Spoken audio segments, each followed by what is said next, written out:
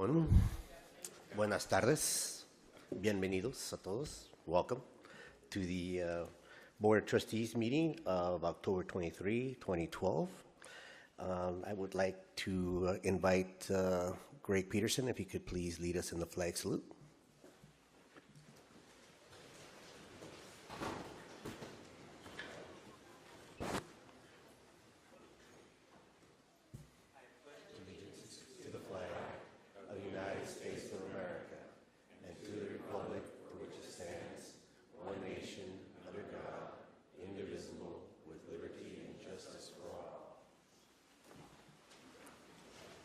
Well done, well done. Okay, we have what appears to be a long meeting tonight, and it's going to be a lot of activity, a lot of discussion, and I hope that as we progress with the meeting that you will all remain respectful and conscious of the time limits that we have, because we want to make sure that we get everybody to be able to speak, and the only way we can do that is if you abide by the constraints that we have on time. As we will try to abide by our constraints on time. So I would appreciate it very much. We did the Pledge of Allegiance. Roll call, please. Madam Secretary. President Uranga. Present. Vice President Kellogg. He's on the way. Member Bowen. Here. Member Clark. Here. Member Otto. Here. Okay, next on the agenda we have some welcome and introductions. President Superintendent Oakley. Yes, thank you, Board President Uranga. Each year we have a chance to send our journalism students to competition, and each year they make us proud of the great work that they do. And to talk about our journalism students, as always, our fearless leader for the journalism program, Mr. Pat McKean. I'd love to have him come up and tell us a little bit about journalism.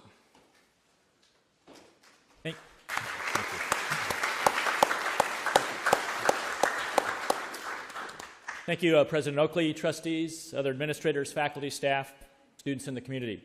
I am pleased to announce that our outstanding journalism students earned 22 awards at the recent Southern Section Conference of the Journalism Association of Community Colleges. May I please ask the audience to save its applause until the entire list is read?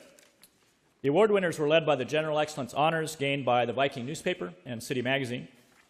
First place individual awards went to Clara Cordero for On the Spot Critical Review, Sanjin Milicevic for Magazine Photo, and Matthew Hydrator for Magazine Illustration. Also a team entry by Grace Orozco, Danielle Williams, Alex Campbell, and Victoria Norfleet for Enterprise News Reporting.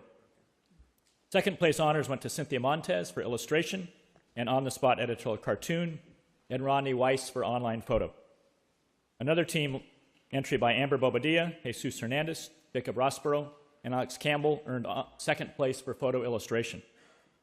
Ed Mahurin earned third place for Inside Page Design and honorable mention for On the Spot Sports Writing. The City Magazine designers earned fourth place for magazine cover design. Two honorable mentions were gained by Arnold James for opinion writing, one for Victoria Norfleet for inside page layout, and one for Jesus Hernandez for magazine writing. Honorable mentions also were gained by Shanae Hughes for magazine feature, Grace Orozco for magazine profile feature, Benjamin Diaz for news story, and Sue Ellen Dent for magazine photo. A team entry by Amber Bobadilla, Ed Mahurin, Alex Campbell, and Grace Orozco earned an honorable mention for front page layout. A team entry in web broadcast news gained honorable mention for DeAnthony Williams, Jacob Rossborough, and Benjamin Diaz. City Magazine is and was as advised by Cindy Fry, Morgan Barnard, Suzanne Mapes, and Jeff Smeding, while the Viking is and was advised by Jim Truitt, Edgar Aguilar, and me. While some of our students are here to receive their recognition, others are working in class, taking care of family members, and I believe in one case, Benjamin Diaz is working at the Daily newspaper in San Francisco. Please join me in a round of applause for all our winners.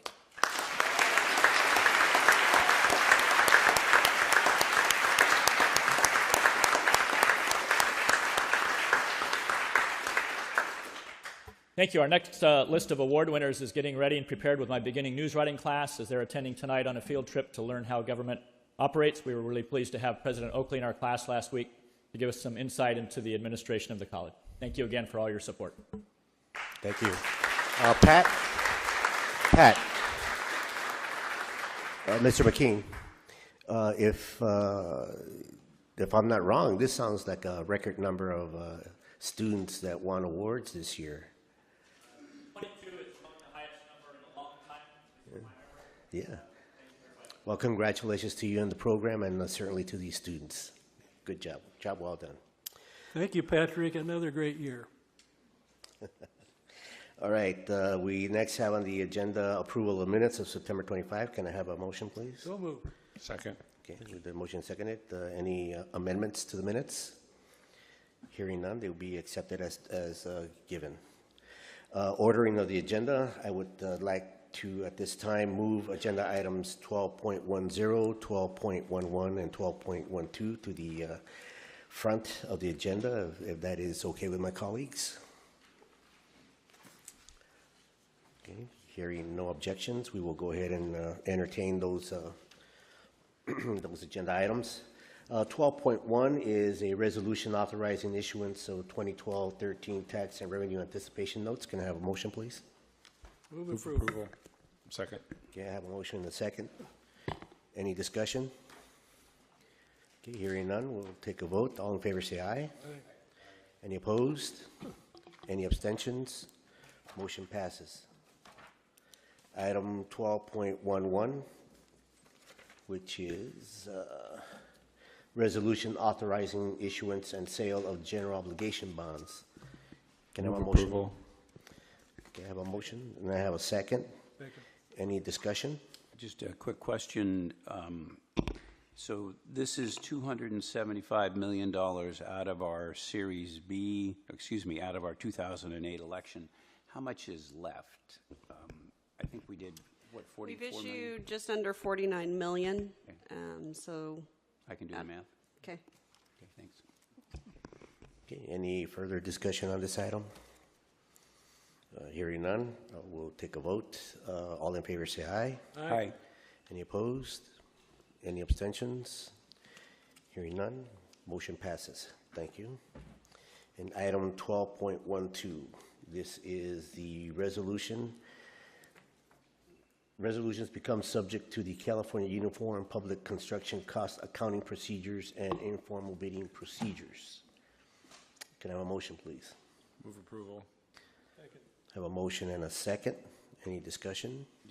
Again, just a quick question, and I think by now I know the answer to this, but this is under the Public Contract Code, and it basically says that, the code says that if there's an expenditure over $15,000, we have to go to a lowest bidder process, but there's some place that gives us the authority to bypass that if we want to, and that's what we're doing, and I understand why we would want to. That's very out of date. That number's out of date, but how does it work? Yes, within the Public Contract Code, and it's actually specifically Section 22003 of the Public Contract Code, it gives districts the authority and boards the authority to adopt what's called the California Uniform Public Construction Cost Accounting methodology. And when you do that, it raises the bid thresholds. And so rather than having to go to bid for any public works contract that exceeds $15,000, you're allowed to up to $45,000 do basically request for proposals, and then between $45,000 and $175,000, then you do an informal bidding process from a very select pre-qualified number of vendors that have been put out, and then anything above $175,000 we would then be required to go through the normal bidding process. When we adopt this, another caveat is that each November we'll have to do publications in some local trade journals inviting vendors to try to get pre-qualified in the various trades that they work in. And once they've been pre-qualified, then we will be required to send out notifications of any work to be done between 0 and 175,000 to everybody on the pre-qualified list. So hopefully it will increase the number of invitations and quotes that we receive in the short term without having to go through the formal bidding process. Okay, thank you. That would also beg the question as to pre-information, pre-knowledge of what would be taking place for that next year in regards to any work that we would need to have done? No, it's really just asking or soliciting vendors to send in their information if they want to be on the list. And so, the local vendors in the construction trade, they're familiar with the CUPCCA. And so we would send it out to the trade journals. The information would come in. We would pre-qualify them. And, the other thing with some of the districts that have used it, they're finding that they can hire local contractors more so than strictly going by the lowest bidder when you're bidding every job. Good. That's Is this something that's just newly available to us, or are we just adding this to our armament as far as going out for bidding?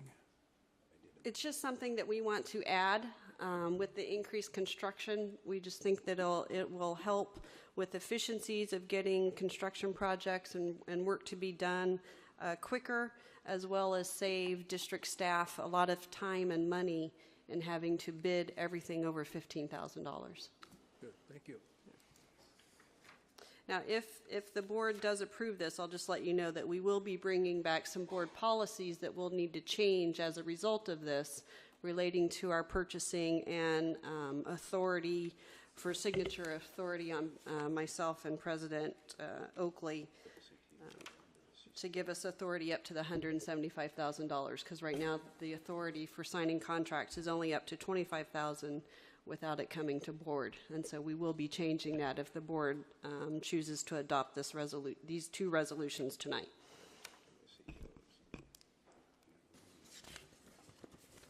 Excuse me a second.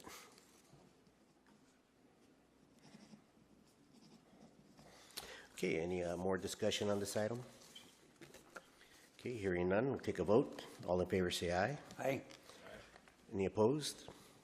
Any abstentions? Okay, hearing none, motion passes. Thank you very much for bringing this forward to us. We are now at the report of the trustees, committee reports. Member Bowen? Yes, at the last meeting, we brought up the issue of the resolution that the CCLC had passed opposing Prop 32, and it had been requested of us that we join suit in that, and individual boards throughout the state have been asked to do so. I thought we should. I brought it up, and Board President Uranga created a committee of myself and him to discuss this issue. Over the last couple of weeks, we discussed it. We looked at the sample resolution that CCLC had given us. I was fine with just putting it as they had presented it to us on the agenda. Trustee Uranga had a concern with one thing. I think it was history of the measure, which he felt was not necessary. It was redundant, and so I was fine with striking that off. So we got rid of that one subsection, but other than that, it's the same resolution, and it is now on the agenda for this evening. Okay. Item 1.2, resolution opposition to Proposition 32. Can I have a motion, please? Move approval. Second. Okay, I have a motion and a second. Any discussion? Yeah. Trustee Otto? Okay. I oppose Proposition 32. I think it's a bad idea. I think the way that it's brought forward has been disingenuous at best. It opts out most of the people that I would like to be opted into it. But at the same time, I don't think that it's appropriate for this governing board to vote on this. And the reason for that is that we are a governing board. We're not a city council or a legislature. And so I think that what we do is more prescribed than what more broadly charged bodies are. In addition to that, we have a policy with regard to political activity and board resolutions that says, among other things, the Board of Trustees will not take any position advocating or opposing any local, state, or national ballot measure or candidate, except if it should vote to do so in a case which is of direct concern to the Long Beach Community College District. We did that last time. We voted unanimously in favor of supporting Proposition 30 because I believe that that will directly impact what's going to happen to this community college district. But I can't say the same for 32. 32 is a measure that has to do more generally with political contributions, and it just is, I think is within what we're supposed to be doing here. So I mean, we ought not to be voting on measures like this unless the tie is much more directly related to the college. And so even though I will personally be voting against Proposition 32, I don't think this is the kind of action that our board should be taking. I just wanted to make that statement. Okay. Just as a matter of a commentary on that, the proposition is important enough for our league office, the Community College League of California, to take a position on it because they felt it's important. I think that any proposition that affects elected officials, including this board, should consider it and look at it. The reference that you made in the board policy, I think obviously when we looked at it and when we revised it was too narrow in nature. I think that it was the intent of that resolution was to consider what we were looking at that time with our president superintendent, and the fallout of that was that maybe we made it too restrictive for this board. So having said that, I think that in my position I will be voting for it. For the resolution, and we at this point we'll have to agree to disagree on this measure, and we'll let the vote take its place.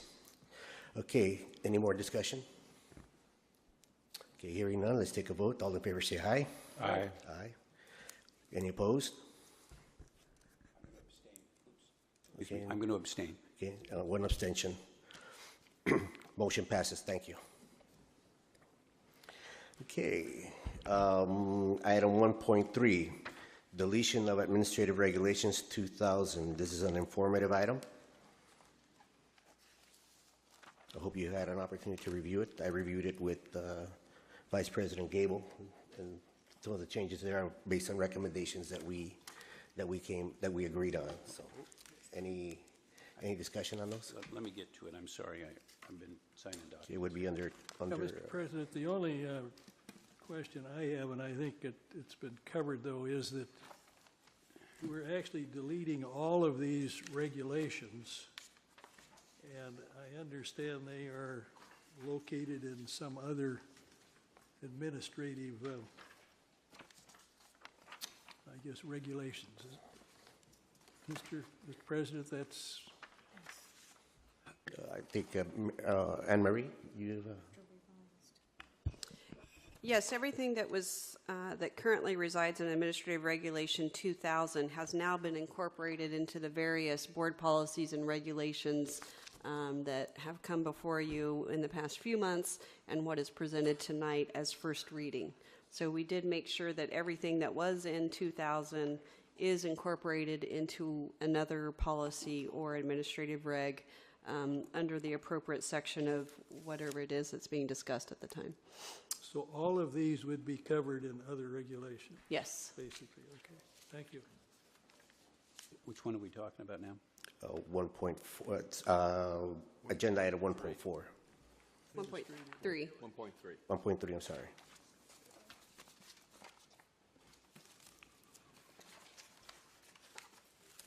Glasses. That's this is just the deletion of 2004, 2000.4.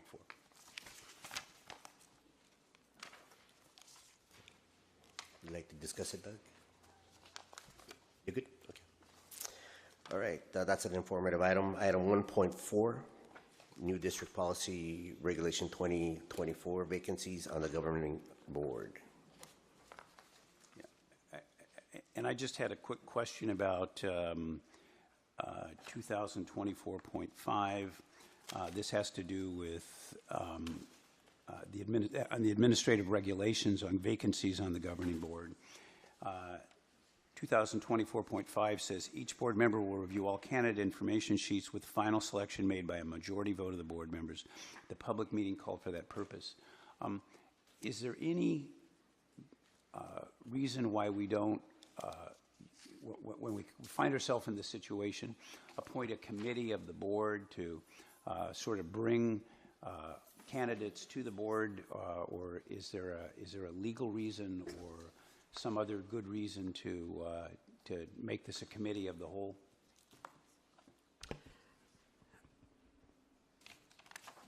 I'm not sure if there's a legal reason why not you would create a subcommittee, but it does give the board the authority to have interviews in 2024.6. So if you wanted to bring candidates, then they could come and interview with the board. That would be done in a public hearing. I think the whole idea is that they just want to make sure that any decision that's made or recommendation that's made is done at a public hearing and not during closed session or anything like that. And so it gives all the board members the opportunity to review all of the information sheets, and then if you want to have the interviews, you can hold the interviews. And it has to be a majority of the board that approves the applicants. Mr. President. Yeah, the The, way clerk. this reads is as if most of this is regulated by the state. Certain requirements that the state has that we follow. Correct. Yes, most of it is regulated by the state. Good old egg code. Any other comments on this item? Okay. Item 1.5, new district policy regulation 2025 board agendas.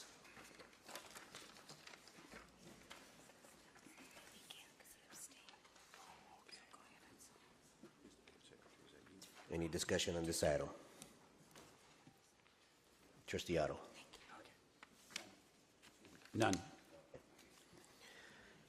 All right, hearing no further comments on that, we'll go to item 1.6, new district policy 2026, board quorum and voting. Yeah, I had a couple of questions about this one. I note that if the board president or the board vice president is absent, disqualified, or disabled, then the secretary of the board presides, and that means the superintendent president. Is there any reason that it couldn't be another trustee elected from among those here? Meaning the remaining three? It's really the board's decision on that. There isn't anything. I think we don't have anything other than the president and the vice president and the secretary, and so it was just kind of going down Right. in that order. But it definitely could be something. I don't know how. We We did, could write it in if that's the desire of the board. yeah, we did discuss this item a little bit at length when we were reviewing it. And, I did mention the fact that we don't have a board member who is a secretary, but we technically do with our president superintendent who serves as our secretary. I think if there is an opportunity to put a city board member to fill that role in the absence of a president or vice president, I would recommend that we would be the immediate past president, if anything like that. But it's not here, so I don't know if we would want to go ahead and revise this policy to include the addition of the immediate past president of the board shall serve in the absence of both the president and vice president. Yeah, I would support that idea, and obviously this isn't with any disrespect to the superintendent president. It's just that I think from a I don't know the word I'm looking for, but from a governance point of view, I think the trustees should be presiding over meetings where they're making decisions. If there was something that involved the superintendent president, he was presiding over the meeting because he was the secretary of the board. So to the extent that we can create situations where that's less likely to occur, that would be a better way to do it. Especially when you're looking into consideration that there might be some action items on that agenda that would need to be addressed, and the 3 board members would be the majority. So I agree with that. Yeah. Dr. Clark. Yeah, I think that we have a definite separation between the powers of the board and the powers of the president.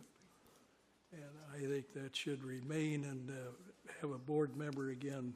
I would support having a board member. And it could be the past president. Yeah.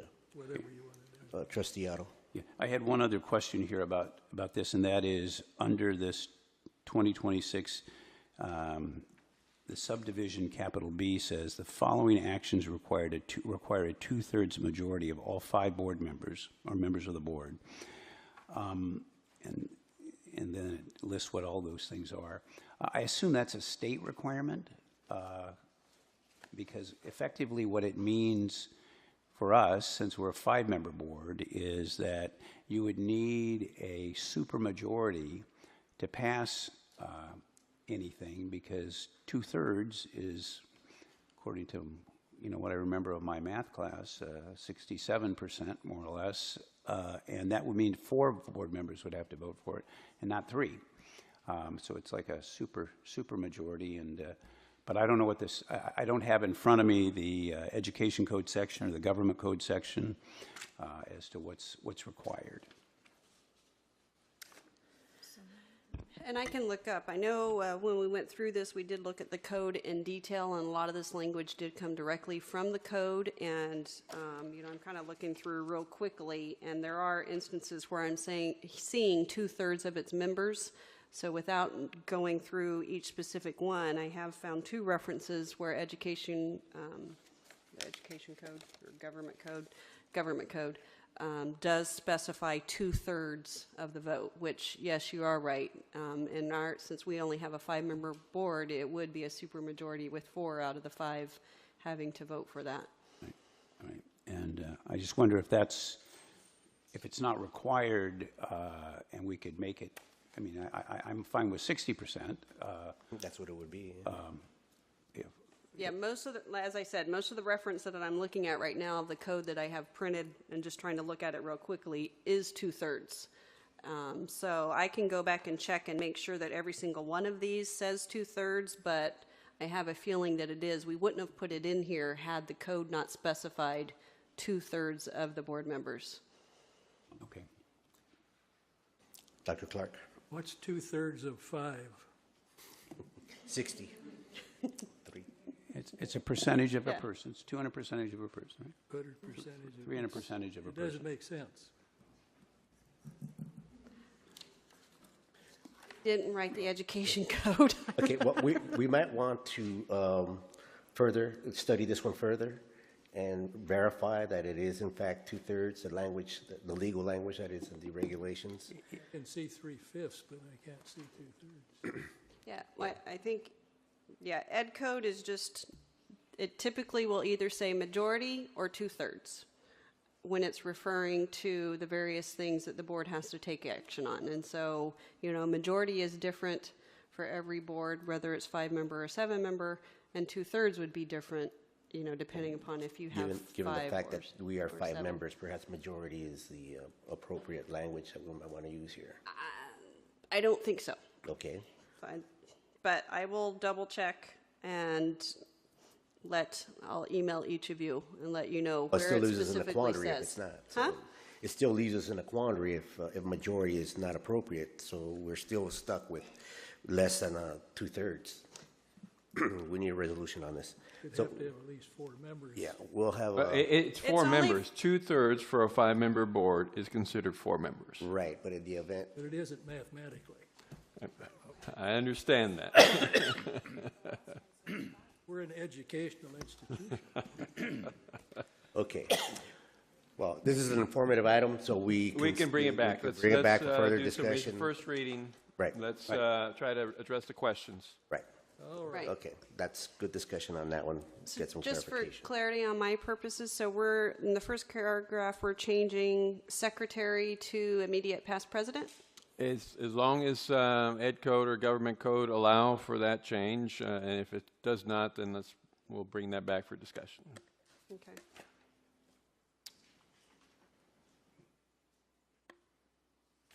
Probably should be senior past president, because you have. The senior, that would be you, every time. No, not every. Senior vice no, not president. Senior, but in senior when they were last past president, Okay. whatever, you know. Past president. Let's move to item 1.7, which is new district policy 2028. And that would be regarding regular meetings of the board. Please excuse my speech, but allergies just hit in, so if I sound nasally, pardon me, please. Any discussion on 1.7?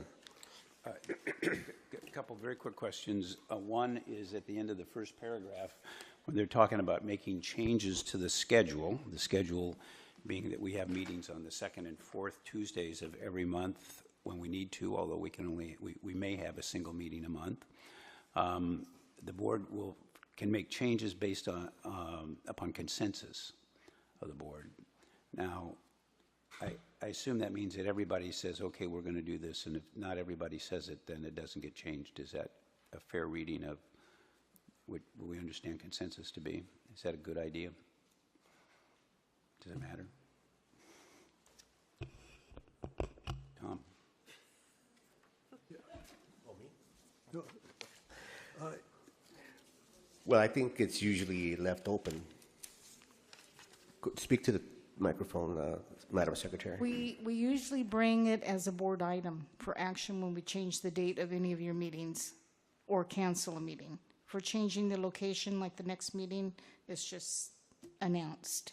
But dates, dropping a Tuesday, adding a meeting, so forth, that's all But they all have to by be formal action. compliant with the Brown Act. And then it would be majority. So, if one of you said no, majority would rule. Okay. let me ask, what's different in this from what exists? Nothing stands out as being particularly different. Right, yeah, there's no change to this, really. It was just moving it from another, this was in Administrative Regulation 2000, and so it's just moving it to this separate board policy. Okay, thank you. Okay, any more discussion on this item? Hearing none, we'll No, go. well, excuse me, I had one sorry. other question about it. The last paragraph says, due to the district's support of participatory governance, the academic senate president shall be seated at the board table. My recollection is that what the previous, or what the Ed Code says, or what the government code, I can't remember where it is, but said something, did it also say something about the president of the classified senate or something like that? I know we don't have one now, but we have in the past, and if it said that, should we have that in there? Certainly if there isn't one, you don't have to have one. Let me look real quick. You are correct that the previous administrative regulation, it did say the academic senate president and the classified senate president. We didn't have any other place to put that piece from AR 2000, so we put it into this board policy. We don't have a classified senate president, so we have deleted all notations to the classified senate in all of our policies and regulations that we're currently going through. Okay, and then also under that same section, is there any reason to include seated at the board table a reference to the student trustee? I realize that begs the question of whether a student trustee is a member of the Board of Trustees. I wouldn't think so, because we do have a separate policy on the student trustee and what the student trustee may take action on and what they may not take action on. So that was one of the board policies that we passed a few months ago. No, I only raise it because here it's referring to something different, and that talks about participatory governance and who's to be seated at the table. I don't recall that it says anything about seated in the student trustee policy. I could be wrong about that. But I'm just raising it as something that I noticed. I'm not an advocate one way or the other of what it is. I mean, students are identified as part of a participatory governance or shared governance as a stakeholder that we consult and are expected to consult. That's why I raised it. I think in this issue, Board Member Otto, because this refers to the board and the student trustee by policy is part of the board, that's assumed in any statement about the board meetings. But in this case, I mean, it's a choice of the board who to include at the dais beyond those members that are required. And I think there's been a sentiment to specifically call out the Academic Senate President to continue to communicate the board's commitment to have the faculty's voice at the dais. You don't have to have that in there. Well, I mean, I actually think it's an open question since the student trustee doesn't vote except in an advisory capacity, whether that even constitutes full membership on the board and whether you consider him a member of the board for that reason. But we're talking about a first reading of a regulation, so that's why I raised it. We can certainly look into that and see how other districts handle the student trustee, if there's any variance that we have compared to other districts. Dr. Clark. Yeah, I'm just curious in that this is talking about the board. Why? What would it be listed in if not in this particular document? What would what? The fact that the Academic Senate President is seated at the dais? Or? Well, I'm talking about the student. Oh, well, Because you've as indicated it's listed somewhere else. well, we have a separate board policy specific to student trustees. I don't remember the number on that right now, but within the board policy that establishes the student 2005 is what they're telling me.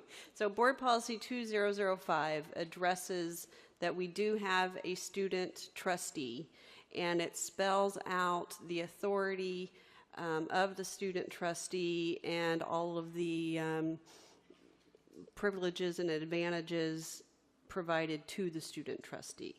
I think it's probably just it's unspoken that if the student trustee is going to have an advisory vote, they would need to be seated at the dais in order to have an advisory vote. I think it would be kind of strange if they weren't seated at the dais, and then we would just ask them to come up to the podium each time if they wanted to cast an advisory vote. So it's just kind of an unspoken, unwritten guideline that I think every district I've ever worked at or audited has the trustees sitting at the dais.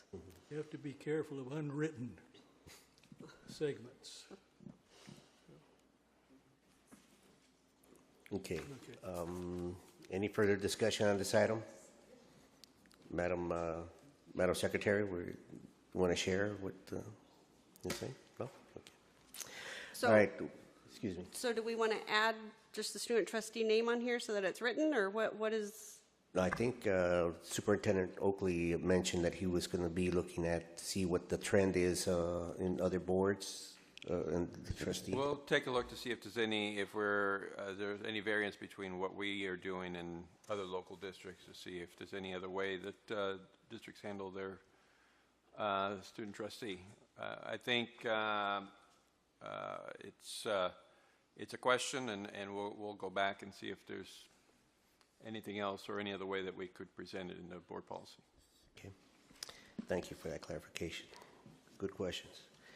New District Policy 2029, closed sessions of the board. Any comments at this point? Just one. Sorry. Go ahead. I got Trustee Clark and then Trustee Otto. What do we have in this that is different significantly from the current policy?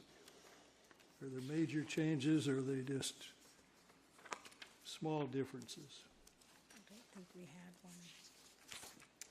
There are some changes. I would say the last paragraph is one of the main changes that was added, really just for emphasis on the confidentiality of what occurs during closed session. But the other items, there wasn't too much significant change to it. So the changes are the ones printed in the dark ink. No, that was done at the request to emphasize that information, that anything said in closed session is to remain confidential at all times by the board members. So that's really, it's bolded just for emphasis. That was my recommendation. Put it in bold. Okay. And we also have to, in this regulation, I want to emphasize that they're based on government code sections, and they're very specifically cited to address executive sessions. So, just in case that question comes up. Item 1.9, new district policy. Excuse me. I was next. Oh, I'm sorry. Right. Yeah. I apologize. And I this is apologize. my only comment, and it does have to do with that last section, which has to do with the confidentiality of things that happen in closed session. This is really important. Personnel matters are discussed so people's privacy can, private things that are shared could be revealed, which could have devastating effects on individuals.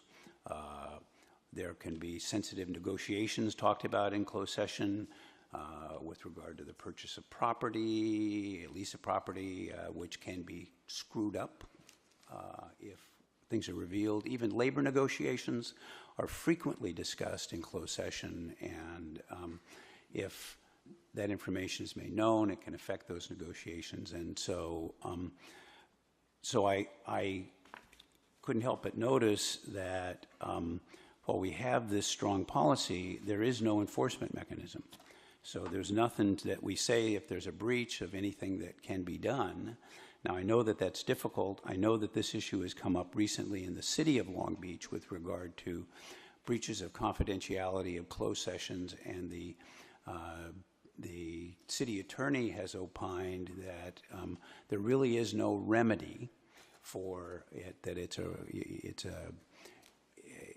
supposed to be confidential, but if people say things, there's not much you can do about it. And so I've wondered whether we could consider something. We can obviously, we talk about trustees and other places, and you can sanction them. There are a variety of things you can do, but did we think about that? Do you think that's necessary? I'm worried that it's a policy without any teeth in it if there's no way to enforce it. Doug, if I can refer you back to the the back page of your board book, it has the administrative regulations on the board on trustees' code of ethics and standards of practice. There is a bullet in there that states that items 2014.2 commitment item C, maintain confidentiality of privileged information. So it would be a violation of the code of ethics. Now, again, I agree with you. We don't have a mechanism by which to address it officially, but do we need it? Well, maybe you could just say at the end of this or something to the effect of a breach would be a violation of the code of ethics, and make a citation to it or something like that, which I think would then make available all those things that it does say in the code of ethics, which does have an enforcement mechanism, a graduated or an escalating enforcement mechanism make available. I think that would put some teeth in this that it doesn't have otherwise. How's that And sound? Yeah, we can definitely do that. And then, and also in Government Code Section 54963, there are a couple remedies. One of them, you can request an injunctive relief. If it's an employee that breaches the confidentiality, then they can be subject to disciplinary action, or you can refer the specific member to the grand jury. So there are a couple remedies that we have if it does occur.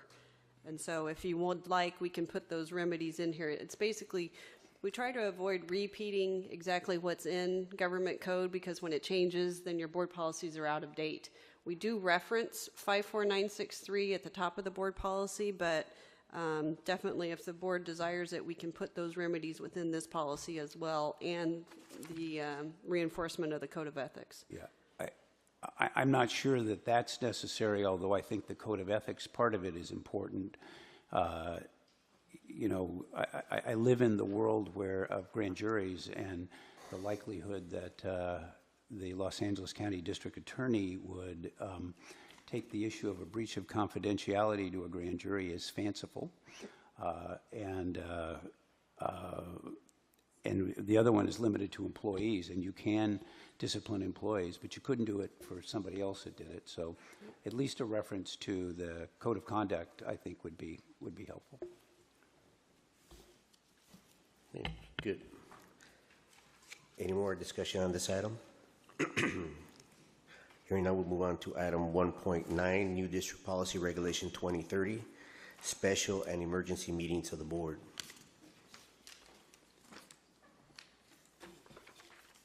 Dr. Clark.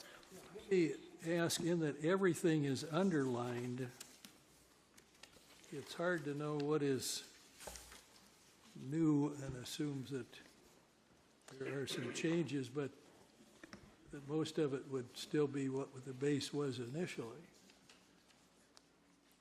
So it's hard to, when you underline everything. Right, and everything's underlined because it's a brand-new policy and brand-new regulation. As I said, most of it was within Administrative Regulation 2000, which is what we're deleting, and so we brought forward. But what would essentially be different?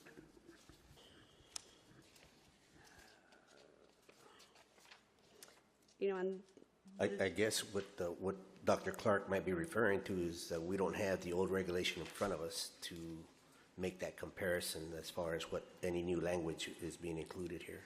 President Uranga, you do. The 2000 series is actually what all of this has been incorporated into.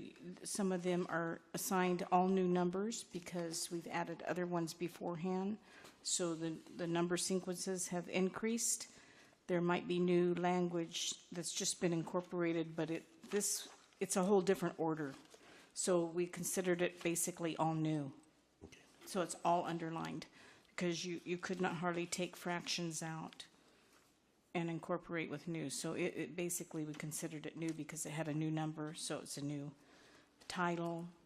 It's just pieces put together and made all new, basically.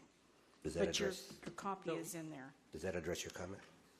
Well, if it's, okay, if it's all new, then it isn't very similar to what's was before, and what's different was the question. This is totally different. From other places. no, it's not totally different. I mean, for example, under A, the special meetings, that comes from Administrative Regulation 2000. Point F. The wording is slightly different, but, you know, it's basically saying the same thing, that you can call special meetings, that it needs to be posted at least 24 hours in advance. So the essence of what is here was previously in AR 2000, point F. Emergency meetings, that was in 2000, point G. So, you know, that was what we said at the beginning, is that we made sure that everything that was in Administrative 2000 was now incorporated into the individual board policies and administrative regulations that are being brought forward to you. And restructured. No significant difference. There's no significant difference on this policy or administrative reg, correct? That's what I wanted to find out. Okay. Okay, any further discussion on this item? Just one. And that's under 2030.2 subdivision B. This is about special meetings. This talks about the notice that must be given, that written notice must be given to each member of the board, the written notice must be given to each local newspaper of general circulation and each radio TV station that has previously requested writing to be provided notice of the special meeting. But here's the one that gives me heartburn. B says the written notice must be received at least 24 hours before the time of the meeting is set out in the notice.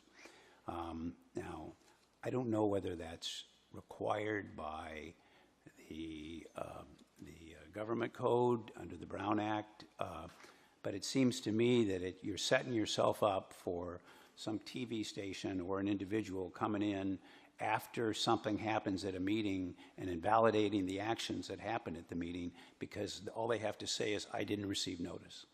I'm not saying disingenuously, but I'm saying you can do that. Why isn't it sufficient to say that the notices were timely sent within the time, and that would make, instead of switching it to the individual or the entity receiving the notice and being able to object. Yeah, it's a short turnaround. Everything I have seen regarding the Brown Act says 72 hours, but then here we are at 24. Is there an This explanation is a to that? special meeting, and it is per ed code, And the ed code says received? 24 hours. But like I say, everything that I've seen on the Brown Act, No, it says 72 hours. it'll also And this say it in the isn't- Brown Act, because the Brown Act It's always in is the based on Brown ed Act? code. Okay. The Brown Act is ed Well, code. No, the Brown Act is based on the public meeting law. But it's extracted from the ed code. In your personnel items, we'll use the ed code, Okay. the sections, the numbers. It's all extracted from there, Okay. and government code. Well, can we, I guess, let's review this one a little further as well. This is a first reading again, so we can put a bullet beside it in terms of revisiting it and looking at it once over again to make sure that we get it right. Okay? All right, item 1.10, New District Policy 2031, Public Participation at Board Meetings.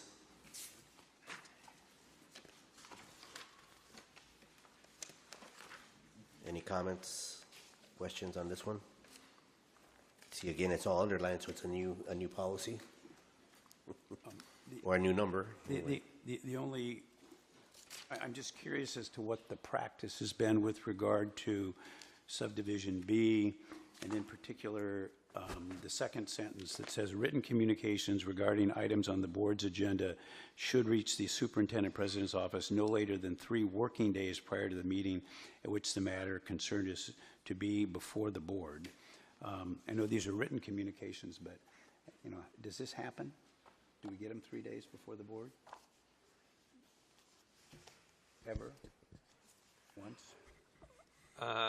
I can't recall the last time we received a No, written it communication. could happen, but it somebody could normally actually has not. But if somebody, like from the city of Long Beach, sometimes have had questions or consideration about the public, the parking around the college, remember when we had those issues? Those are the type of things, so that there's time allowed for the superintendent. I know it says should, and we can waive it, and we frequently do, I think, when things come in late, that they still get dispersed, and that's fine. But I would, and I understand the reason for it, which is that if you're going to get them passed out, they need to be duplicated, and they need to be reviewed and looked at, and but I just was curious as to how it works in real life, and I suspect that it never happens.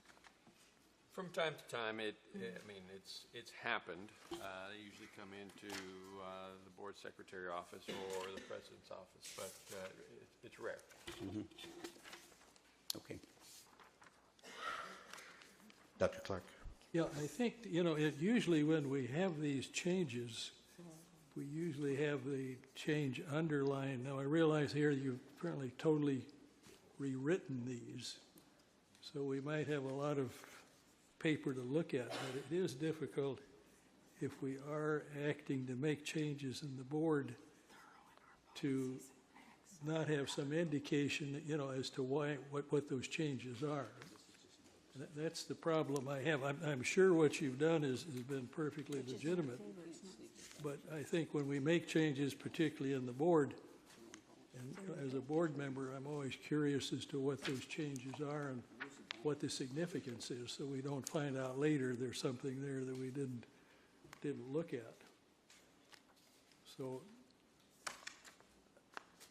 I don't know what we, doing in this case here. Of course, this is a first reading, so it isn't we're not acting on it, but it does make it somewhat difficult to know why we're making changes. I'm sure they're perfectly legitimate. Well, and Board Member Clark, Vice President Gable did sit down with the board president to go through each of the policies and each of the admin regs for that very purpose, to ensure that that she could walk through with the board president. And previous to that, when Trustee Otto was the board president, we did the same thing. Yeah, but I still like to know what they are, though. Even though the board president looked at them. Right. 'Cause I may not agree with the board president. That's why the previous reg that had all the strike-throughs is in your board packet. Okay.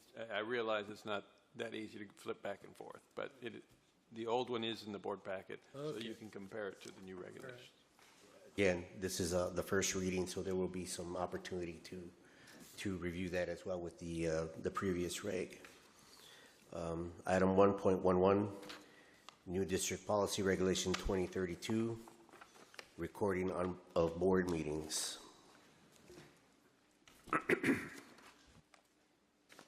Yeah, I'd just like to make a comment on this. This is our last one, and that is that when I initially looked at this, what I thought was, it basically says that the recordings of board meetings will only be kept for 30 days. And I thought, wait a minute, does that mean that the actual content of what happened is not going to be available? And the answer to that is no. It's my understanding that the minutes are kept for virtually perpetuity.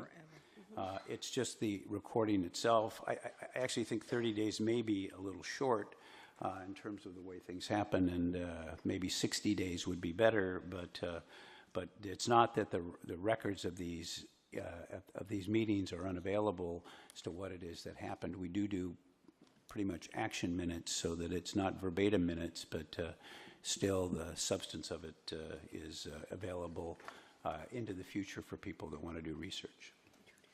Bring up things. Sure. Madam Secretary.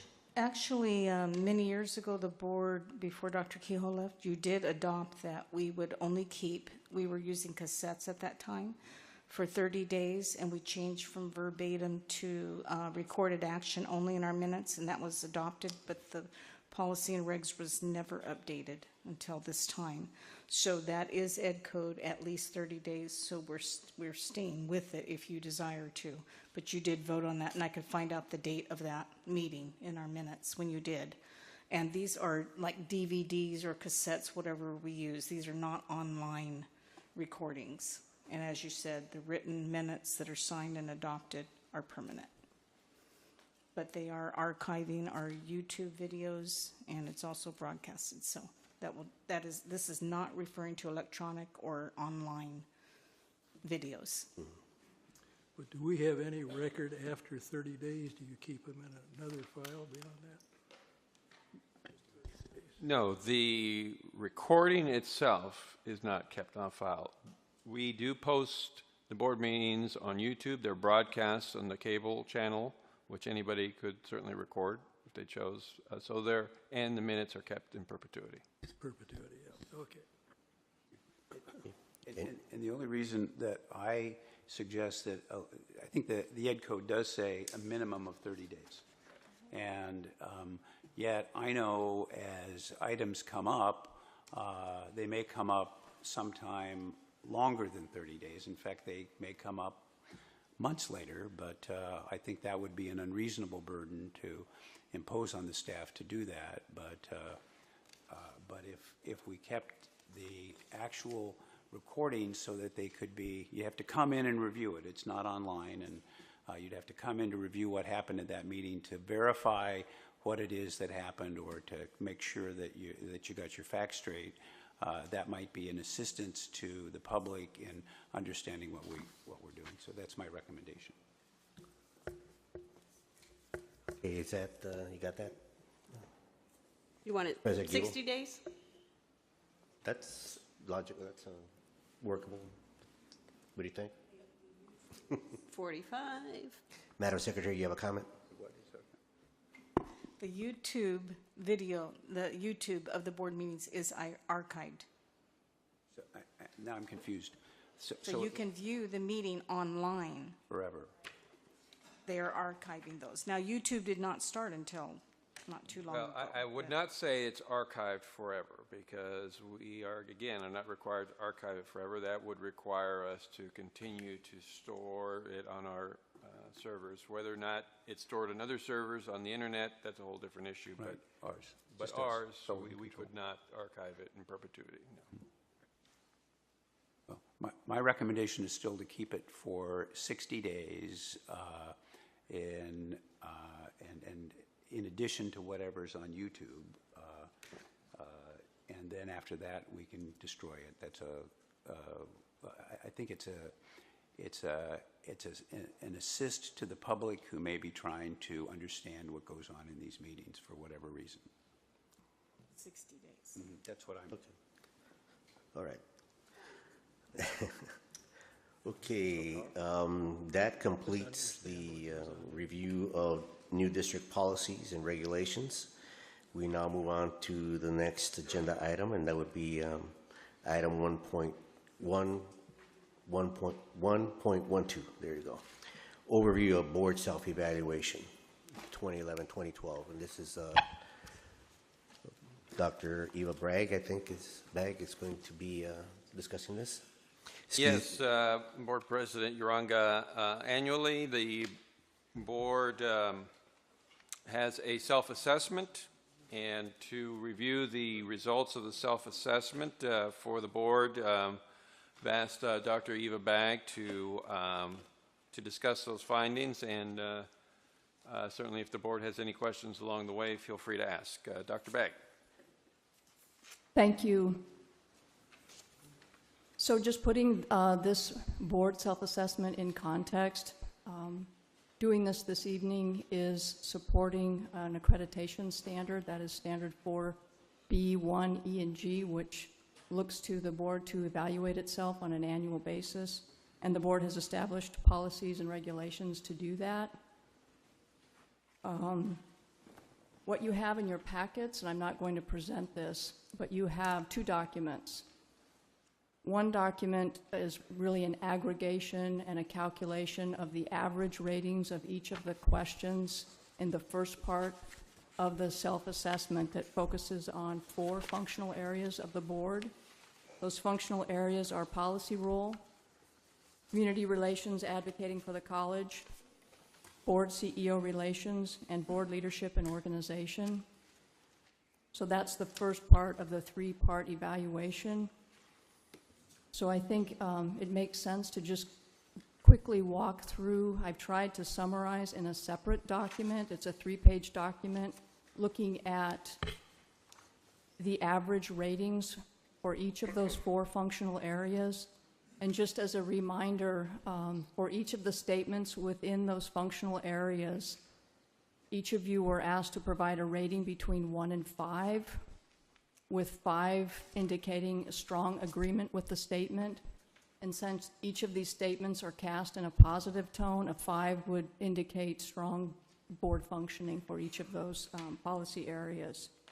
So you can see on the summary 3-page document, I've laid out just the averages for each of those 4 areas and provided some historical trend information. So for the last 3 years, the board has conducted the same self-assessment using the same instruments.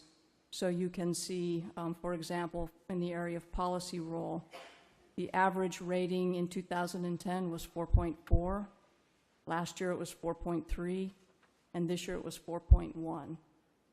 So you can see for each of the 4 areas, the trends, the patterns that you can observe there.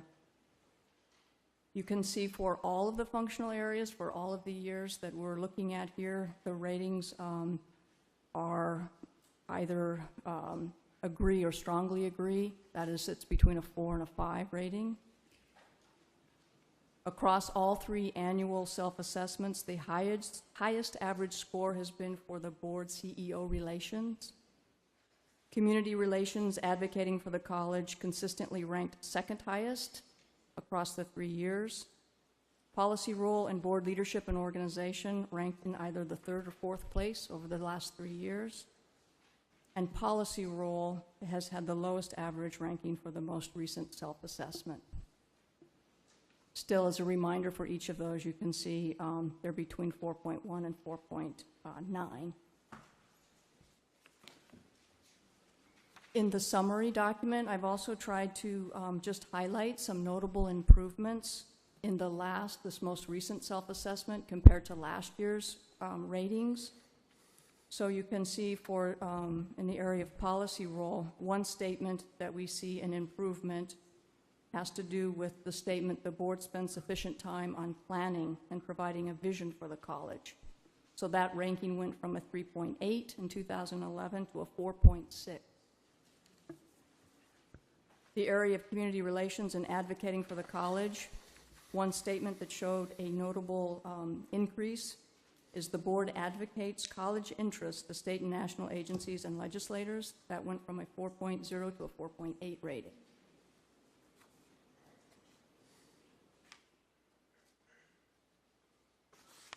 Again, in the summary document, I've also noted some declines in the most recent year. So there, in the area of policy role, you can see that in 2011, where it got a 5.0 rating, the statement, the board focuses on policy in board discussions and not administrative matters, that went from a 5.0 to a 4.2. Policy recommendations contain adequate information and are presented so that sufficient time is allowed for study and discussion. That declined from a 4.0 to a 3.0 rating. Can I ask a question about that one? Sure. Excuse me.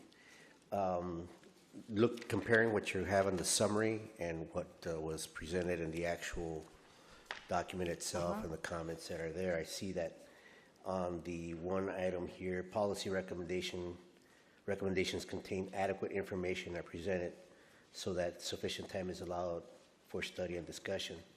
The one comment that stands out here is certain personnel issues currently relegated to the consent agenda need to be studied, discussed in the open in the future. I think we just dealt with government codes and the confidentiality of items, so I don't see why that comment would be there, because that would be totally outside the purview of why we have these discussions in the first place. But what I found interesting here is that there was one trustee for each rating, and which is interesting. That means we're across the board on that in regards to how we interpreted that question. So I just thought I'd point that out, because I think we need to keep in mind that our primary function as a board is to deal with policy. And discussions that are supposed to be held in executive session need to stay there, need to remain there. And I just thought I wanted to point that out to my fellow board members here. Okay, anyone else on that one? No? Okay, go ahead, continue. Thank you. No, and I appreciate this is the board's opportunity to make any additional comments, seeing for the first time the ratings of the fellow trustees. That's exactly what the purpose of this presentation is. Another item in the self-assessment, so I'm on page 2 of that 3-page document now, just really looking from the last assessment to the current one. There's one average rating that remains relatively low, yet unchanged across the 2 years, and that has to do with board leadership and organization. The specific statement reads, the board has adequate input into the planning of meeting agendas. So that went, it was a 3.4 average rating consistently the last 2 years. Can I address that one too? And I don't know if my fellow board members might want to chime in on this one.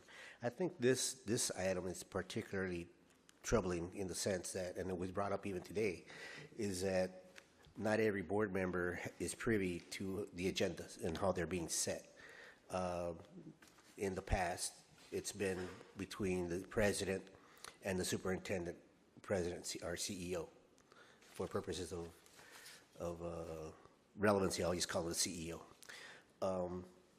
And to set the agenda, look at it, look it over, discuss it, what's going to be placed on the agenda, might look at previous minutes in regards to what was discussed, and maybe agendizing an item that was in a previous discussion and putting it on the agenda.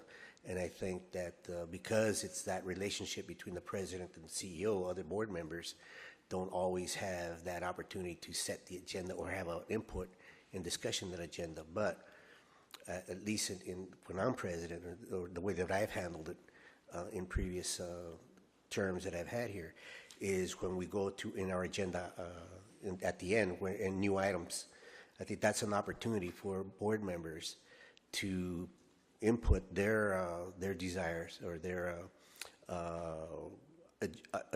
items that they might want to agendize at future meetings, and then we could discuss it at that point with the individual trustee that made that recommendation. So I think there is some opportunity there, but I don't think it's made clear among us that we do have input, even that if we're not the president of the board, we do have input into the agenda. We just have to be more strategic, if you will, as to how we're going to go about doing that. Is that sort of where I'm going with this? Well, I think that addresses the rating that we're seeing, that you're encouraging that kind of input. And I would also open it to my fellow trustees that if there is an item between this meeting and the next board meeting, if they want to agendize something, they can absolutely call me or call the CEO and request that an agenda item be placed for discussion at the next board meeting. I don't think there's any barriers for any board member to agendize any item. Timing might be a factor, but I certainly would hope that this go up a little bit. Go ahead. Well, I mean, I know you say that. I mean, when you've been board president, I mean, it's been good with that. Just in the past, I've, about a year ago, the issue of the oil severance tax, we talked about that. I was kind of frustrating. We'd pushed for that. We'd had a second on that, and with the understanding that it would be on the agenda at the next meeting, and then it kind of disappeared. So, I mean, that's just one thing that comes to mind, but I know there have been other instances of that. That I think that's what I was referring to when I put that comment for that question. Okay. Continue.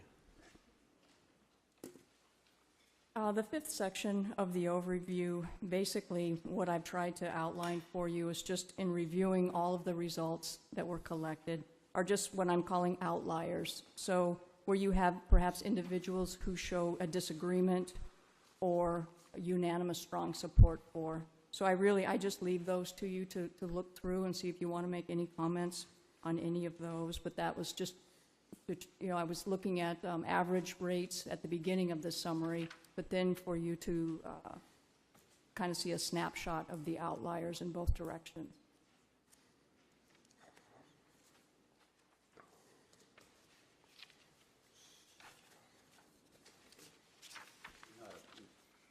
Trustee Otto. You're not talking about the comments yet. You're talking about the Just the findings about ratings. outliers. Okay. Right, just the ratings, where there were one or two strongly disagree or a number of strongly agree or unanimous agreement. So if there's no more discussion about that part of the self-assessment, you can see part 2 goes through, really it's looking at the agendas that fall under the board goals, and it's each trustee's opportunity to kind of rate the progress in achieving those goals. So for the most part, it's fairly unanimous for all of those that each of the trustees see each of those in process or nearly completed. The last part is the open-ended invitation for comments on a number of questions. The first one deals with board accomplishments within the past year. So you can see what each of you has supplied as those accomplishments. In addition, the second question asks for suggestions for improvement for the board's goal-setting process. And it appears that there's some consensus around needing to devote additional time for that process. I think that's a theme that's come up in previous years as well. But can I make a comment on number 2? What suggestions do you have to improve the board's goal setting? I think the last year, and the second bullet, I guess, says add an additional workshop. I think last year we had a number of workshops that were very informative. Not only, I mean, we didn't have a goal-setting workshop per se, but we certainly did have workshops to address different issues as they came before us. Superintendent Oakley, you had. Yes, under Board President Otto, we had. Well, under Board President Otto, I'm trying to give you credit. Let me get out of your way. We did set up workshops on the various board goals that we had presentations on and discussions throughout the year. Yeah, that's as I remembered it. But we might want to continue that this year, but certainly. But we'll see how that goes. And I agree with the last statement on that one question, is that we simply need more time. One half day was not enough, so we might want to consider that for next year's retreat. Let me make a comment about goal setting and what we can do. You know, I'm very curious as to how other districts do this, both inside and outside of California. I've run into people and talked to people and college presidents and chancellors who I've discussed this with, and it really, it's a broad, there's a broad way in which these things are done, and I think it would be helpful to know more about how that's done, whether it's ongoing over the course of a year or whether it's just one time during the summer. I think correct me if I'm wrong, you guys, but my sense is that we set goals every year at our retreat. Sometimes we don't change our goals if we don't think they need to be changed, but we consider our goals every year, and I think that that's entirely appropriate. But from the comments that are here, it does seem to me that there's a frustration with the goal-setting process, that maybe it needs to be spread out more, or it needs to be, trustees need to know more about how that's done, not only in other places, but even close by. And I don't think we should limit it to community college districts. I think that school districts and even private institutions have ways about going about this, and that would be an interesting thing to know more about.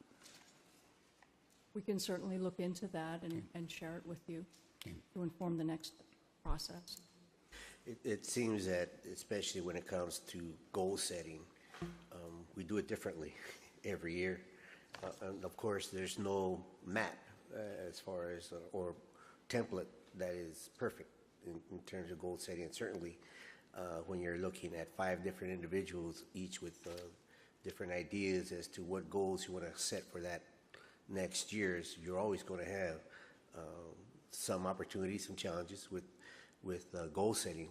But however, I think that using a facilitator certainly helps. But I think also that we don't devote enough time, and I think that one comment there about devoting more time to goal setting is important. If for no other reason than just to provide the opportunity for board members to interact more with each other, because we don't get that opportunity much.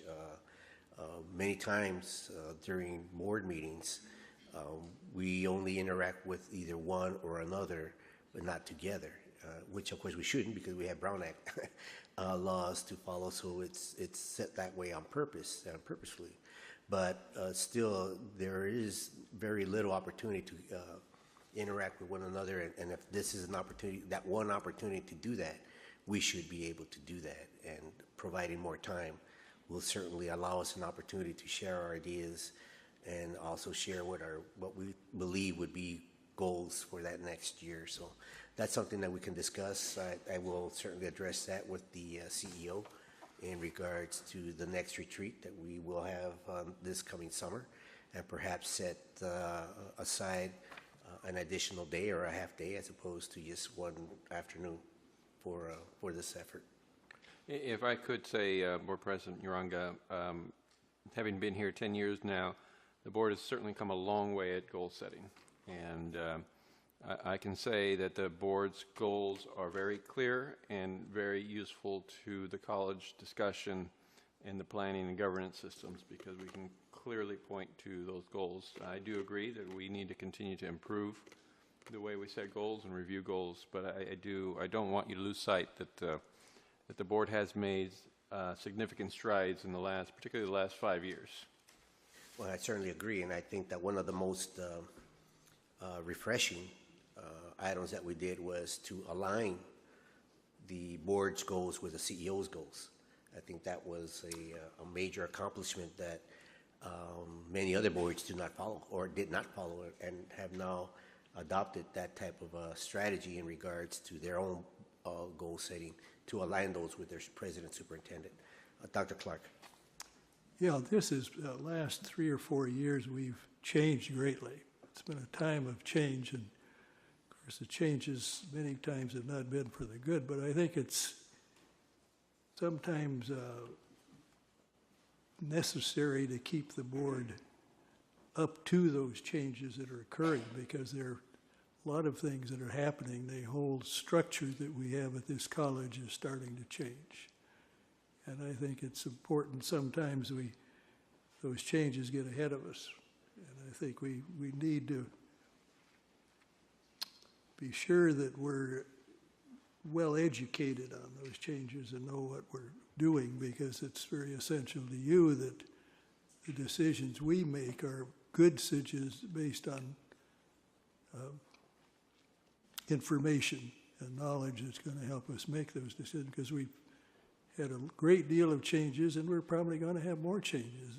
I've been here quite a few years, but we've probably changed more over the last 3 years than we had in the first 11 or 12 years.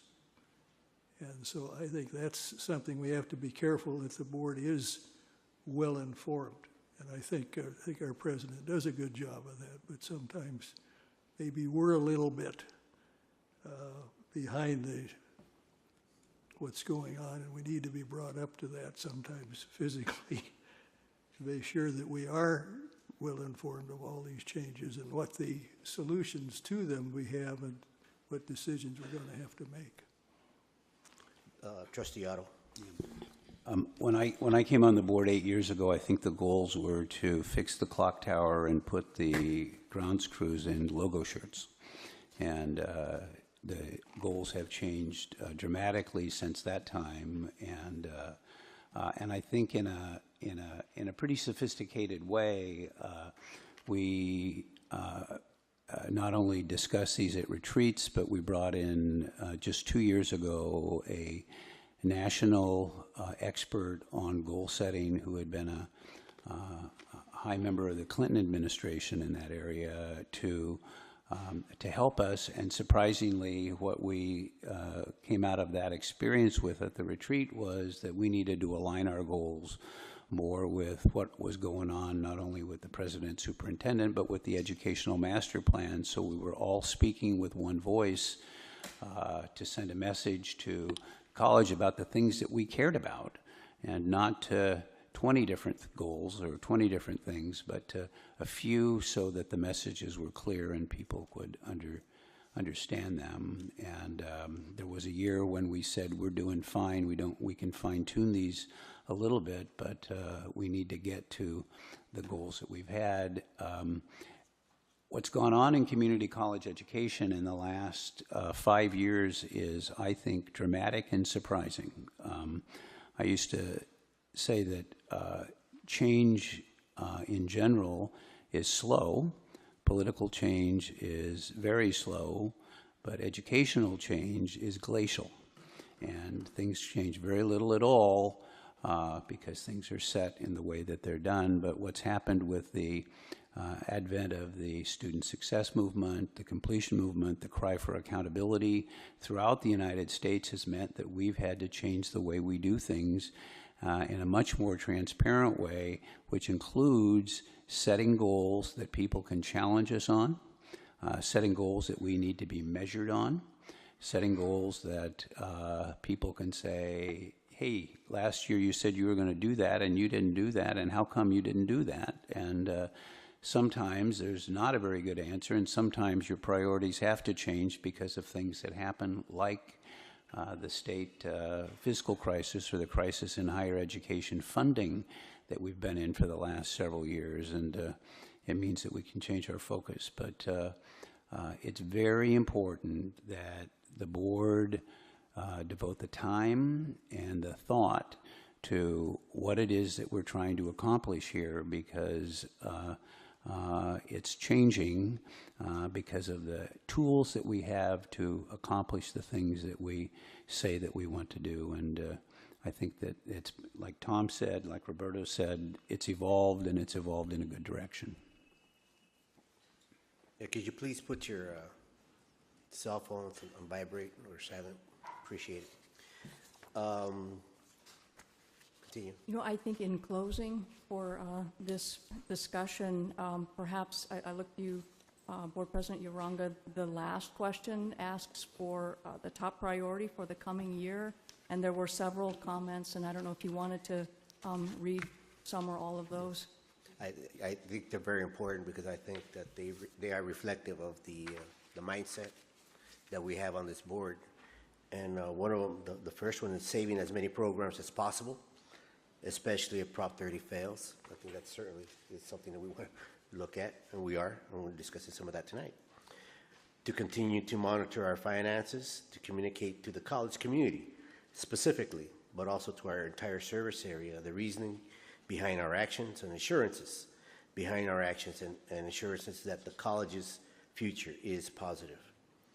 Fiscal stability, making promised pathways successful, making student success more integrated into the culture of the LBCCD, and creating a nurturing environment for all LBCCD stakeholders in these hard times. And I think those are good goals for next year.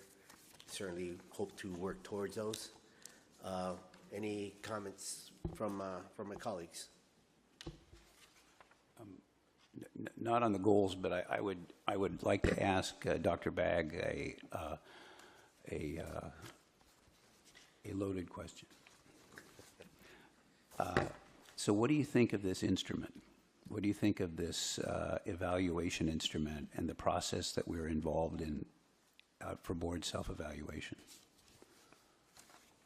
Well, I guess I have to, I mean, I've heard some comments that I'll try to weed out, but I think really it's the time to have the conversation that I think we're having more tonight than I've seen in past years, where it's really just stepping back and inviting multiple members to comment on what we have here. I think there's definitely room for improvement, and that's part of the process of self-evaluation, is to evaluate the process itself. So I think this question comes up for the college as well. Is it working for the board to advance itself forward and to feel as though you're seeing progress in how you function collectively through this process of self-evaluation? So I guess I would have to set the question back to you.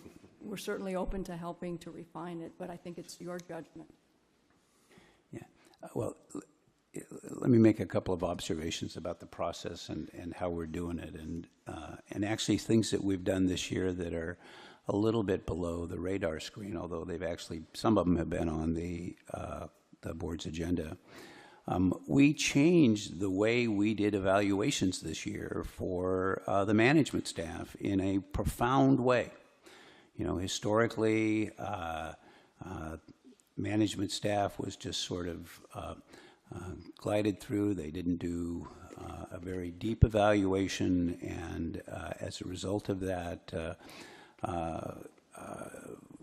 I don't know that we were able to learn more and even have our managers learn from that experience. We moved to a merit-based system whereby advances were based on merit and not just upon longevity.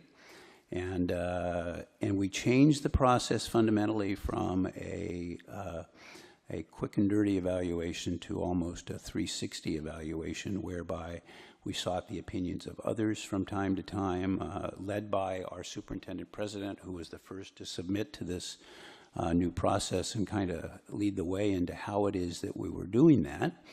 And I wonder whether some of that couldn't be applied to the board self-evaluation. In other words, instead of just sending out the evaluations to the 5 members of the board, maybe people that interact with the board, especially those on a regular basis, could, if necessary, anonymously receive the evaluations as well, so that the board gets more feedback on how it's affecting the stakeholders in this community. And since we have some experience with that now, maybe that wouldn't be as formidable as it might have been otherwise. And so, Mr. President, I think it would be a good idea for us to look at the evaluation process. I'm not saying right now that we need a committee to do that, but I think we ought to engage in a conversation about it and maybe even have a committee. As you know, the ACCT, which you are the immediate past president of, has a group that goes around the country and teaches boards how to self-evaluate themselves. And there's a whole literature out there about how this happens. And while I think we've gotten a little bit better, and I like this discussion tonight, I think we could still do better. And there are ways to do it based on what we've learned in the recent past about evaluating other people here. Aren't you sure we might have a risk with others evaluating us? I think it's This effort. it's a risk worth taking. But I certainly take it under advisement for the next round of evaluations. But I want to emphasize the one word that's there in front: self-evaluation. So we might want to, if that is the desire of my colleagues, we might want to revisit the whole purpose of the evaluation of the board and change its focus in regards to what we want to do with it. I've said this in the past. Self-evaluation is only as good as the information we get from it and what we do with it.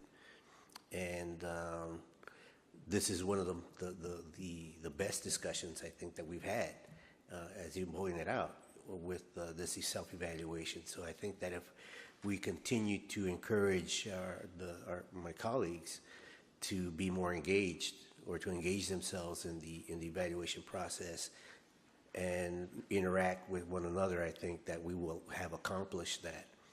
But certainly, it's something worth discussing in the future.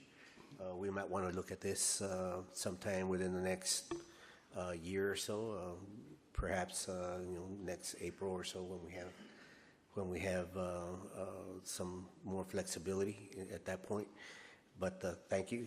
Are you completed? Do you have more comments? Well, I want to thank you for sharing this information with us. It's certainly something for us to evaluate and look at, and we look forward to continuing our work with you as well. Thank you very much. Thank you. Okay, student trustee not here, so there's going to be no report. And I just want to make an observation. I think thank you so much for your cooperation, for your willingness to listen to what we've had discussion. I know I mentioned in the beginning it's going to be a long board meeting. We have a lot of agenda items to discuss. But at this point, we are at the point of public comments and agenda items. And I have a number of speaker cards here that I'm going to be going through. I will be going through them as I receive them. but let me read the statement here, as I always do. At the request, members of the public may comment on items listed on the agenda at the time the item is discussed and prior to board action on the item. A 5-minute time limit will be allotted to each speaker, with a maximum of 20 minutes to each subject, unless extended by the board president. Now, I have a number of speaker cards here that deal with the same subject, so in respect to the individuals who may come after you, I'd appreciate it if you can keep your comments brief, short, so that we can make sure we get through many of these comment cards here, because it's going to be a long discussion, and certainly I want to assure you that we are listening.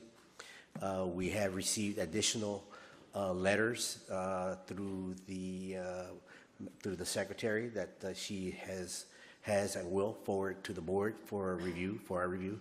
We have also received some video links to some presentations that were made, and I want to assure you that we also are looking at that, because it is our responsibility to make sure that we review all the information, that we get everyone an opportunity to address the important items that we're addressing here today and for future meetings.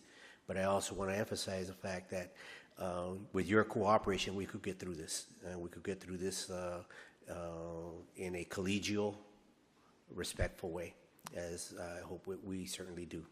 So I'm going to be reading names at about maybe 3 at a time, maybe 4, because I understand that there might be individuals across the way who may not be in this room, but might be across the way and need to make their way over here. So if you hear your name, please make your way over to the to my right of the building of the room here, so of the boardroom, so that you can discuss your item. And then I will again read another 3 names, and then we could come forward.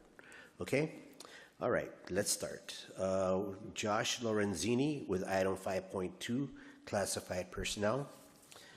Amanda Ford, talking about Prop 32, and Andrea Donado, the subject, keeping the video on YouTube.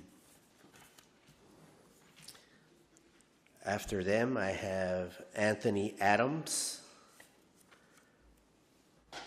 Pedro Jose Pasos, and Renee Perez.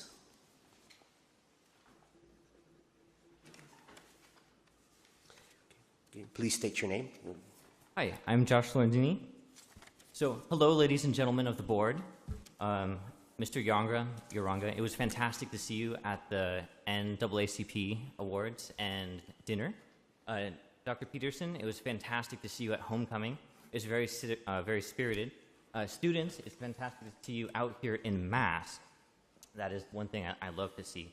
I am Josh Lorenzini, the ASB Vice President, but I am here to talk to you as a student concerned about the impact of the loss of our recreational sports and wellness specialists will have upon this campus.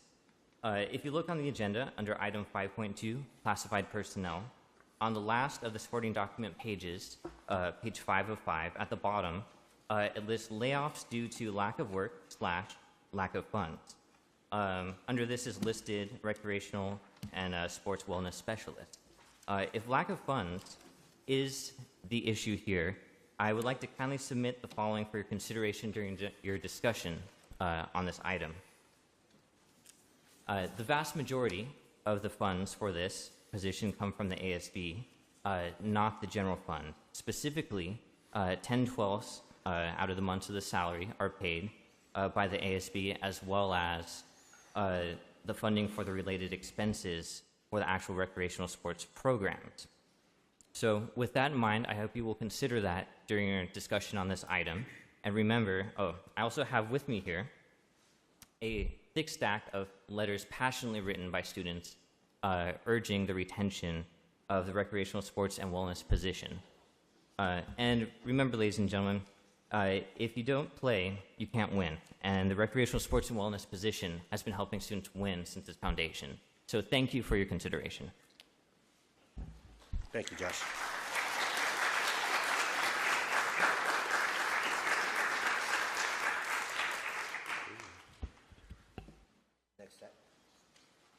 Next I have, is it Anthony Adams? No?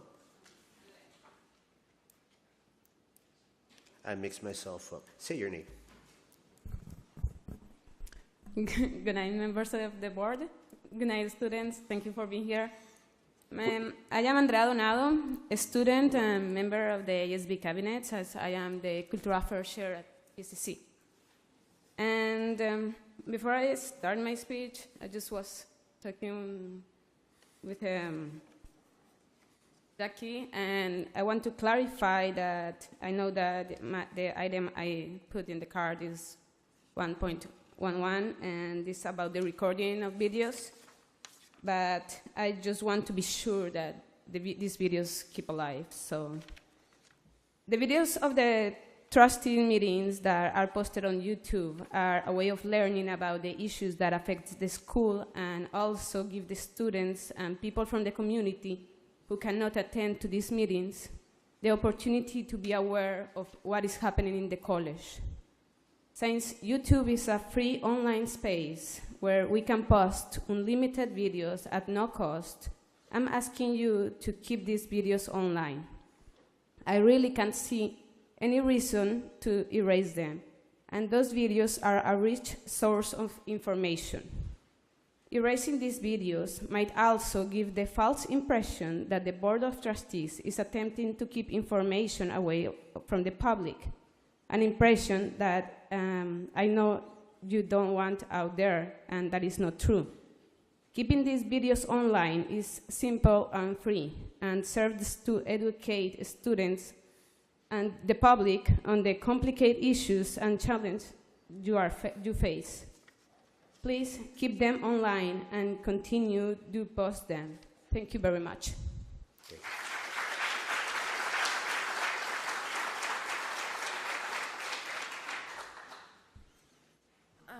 My name is Amanda Ford, and I'm an honors student. I'm also the secretary for the Civic Engagement Club. And I'm here today to talk about the Civic Engagement Club's opposition to Prop 32. And thank you all for your opposition to it as well. We started the club this semester, just to give you a little background, and it came out of what we saw in the students, a lot of frustration that they had opinions and they didn't know how to accomplish things. They didn't have a way of getting things done, or they weren't informed about an issue, but when they were informed, they still did not have a way to accomplish what they want. So the main goals of our club are to register voters, to inform and provide a resource for students. So basically, we give them the reasons why an issue is important. We present that in as fair a manner as possible, and then we try to connect them to an organization or a group or maybe a campaign that will allow them to act and become a fully engaged member of the community. We recently held a debate last Thursday across the way on Prop 30, Prop 32, and Measure N. And we really felt very strongly about presenting both sides of the issue. Although the club itself, we oppose Prop 32, we wanted to give the students the opportunity to see it fairly and make their own decision. And the reason we oppose Prop 32 is not only because it says it's going to do what it's not, and because it is going to address the issue of campaign finance reform in a way that's only going to come down on unions, but it has so many exemptions that allow the corporations and corporate executives to do whatever they want. And we feel it's against the best interests of the students here, many of whom will go into middle-class jobs, and especially the trade students, who many of them will possibly end up in unions. It's against their interests to shut down the political power of unions while expanding the power of corporations. But the real problem we have with 32 is the way it not only subverts democracy, but it subverts the interests of the people who think they're voting for what they want. People only have so much time and so much effort and so much interest that they can expend towards an issue. And Prop 32 purports to solve a problem that it doesn't solve, and when it comes up again, as campaign finance reform will, because it's such a big issue, people will think to themselves, hey, didn't we solve this with Prop 32? Why are we talking about it again? Why don't we move on to something more important? And so the club is strongly opposed to it, and I'd like to thank you again for your opposition and for your time. Thank you.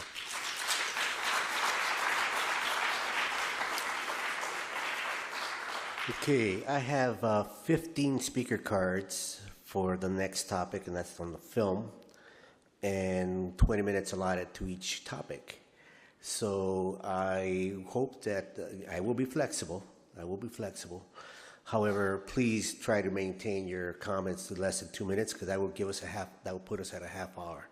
So if you find me asking you to please conclude or wrap up your comments, please be respectful of that, because like I say, I want to get everybody an opportunity to speak. And if we have one speaker who just eats up all the 20 minutes, that's counterproductive. Okay? Anthony Adams, Pedro Jose Pasos, Renee Perez, Mike Bailey, Martin Hernandez, Justice Kowaleski, Terrence Akins, Danielle Evans, Jasmine Carter, Aaron Michael Granillo, Christopher Hathaway, Taylor Evans, Kevin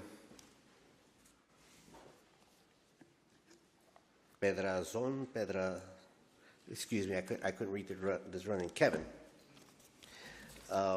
Robert Jewell, and Susie Leonard. When you come up to the microphone, please state your name so I know which individual is speaking out of this list. Appreciate it. Hello, my name is Pedro Zapatos, and I am a student here at LBCC. Though this is my first semester here and attending film program classes, I have been active in it for the last 5 semesters due to having many friends in it. And because of this, I've grown sort of a network among this. And in the film business, a network is pretty much all you have. And that LBCC has created a medium for us to grow that network. LBCC, to me, has become film. And I'm pretty sure that the thoughts can be echoed a lot throughout many of my other speakers. Because a big draw to LBCC is the variety of programs it offers. And film, to me and all of my friends, is a lot of the reason why we come here. It's the reason why even though I live in a very different city, I still come here because I love the film program here. And why I know that if the film program were to be cut, I wouldn't have the same draw to come here.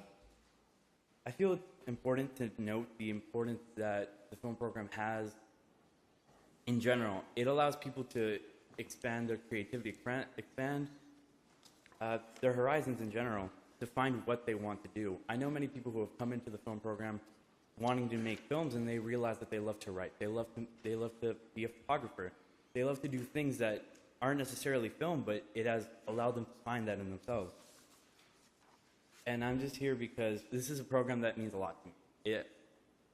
It is a passion that LBCC itself has fostered. And I see it on the chopping block now, and I'm here to just beg you to bear it. Thank you. I thank you for your... Thank you.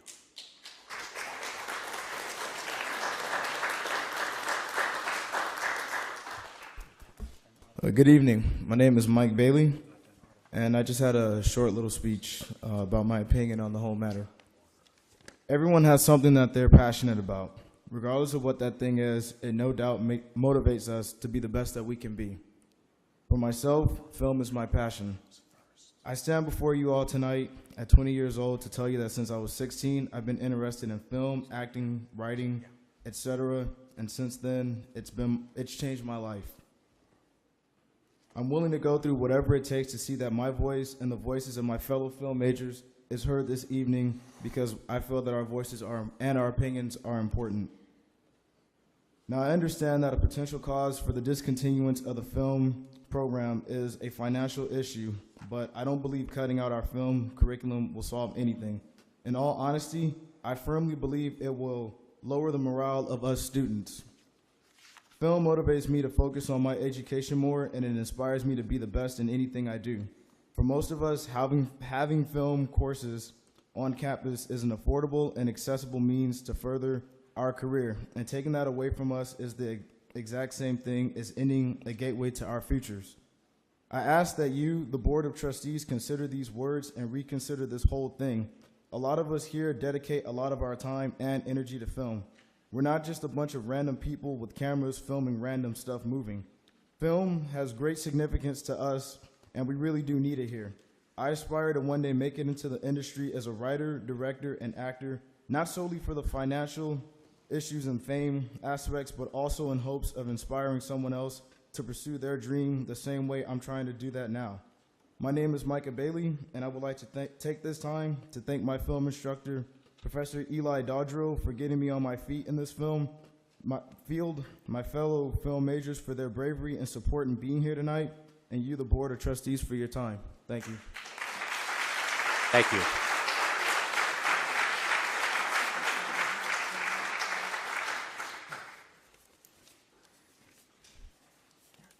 Hello, my name is Rene Perez, and I have a brief statement regarding the film classes.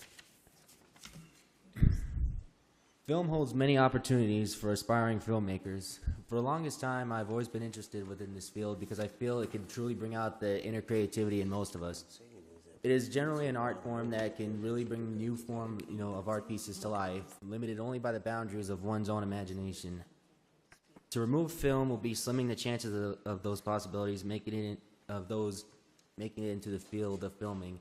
And I just feel that truly it would be great to keep the field going so that others may experience this wonder of art, and hopefully they can be the best that they can be also to bring their own creativity to life. And thank you.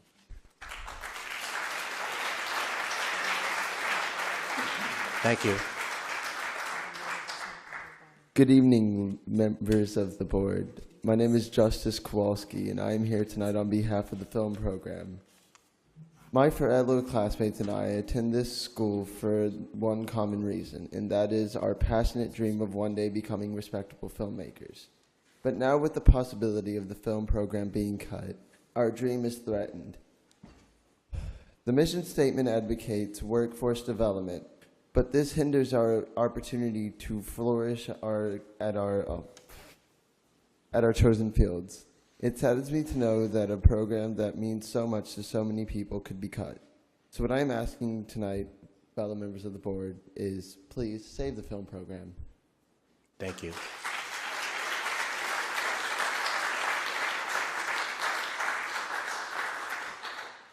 Good evening, members of the board. My name is Terrence Akins. Hold on. Okay, thank you. Just want to make sure I got you. I am a student of the film department. Before coming to Long Beach City College, I really didn't have any idea what I was going to do as far as a college career. I found myself in the film department. I found a passion that I always knew I had, but I was able to explore it at a much more profound level. Taking the film department away from the school is like taking an opportunity from someone else. I came here to find a place to belong and a direction for myself. I found it here because of the film department. There's nowhere else that I was able to meet the people that I met here, make the connections, have the teachers that I had without being here. As a student, I'm asking you guys to please reconsider taking away the film department. Doing so would ruin so many other people's chances. Give them the opportunity that you gave me. Thank you very much.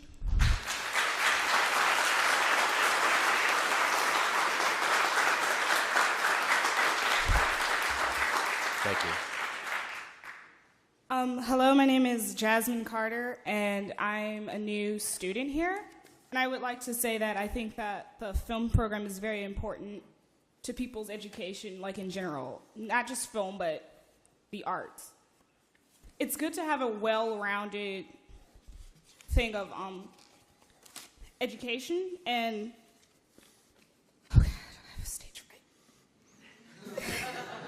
This is film. yeah, it's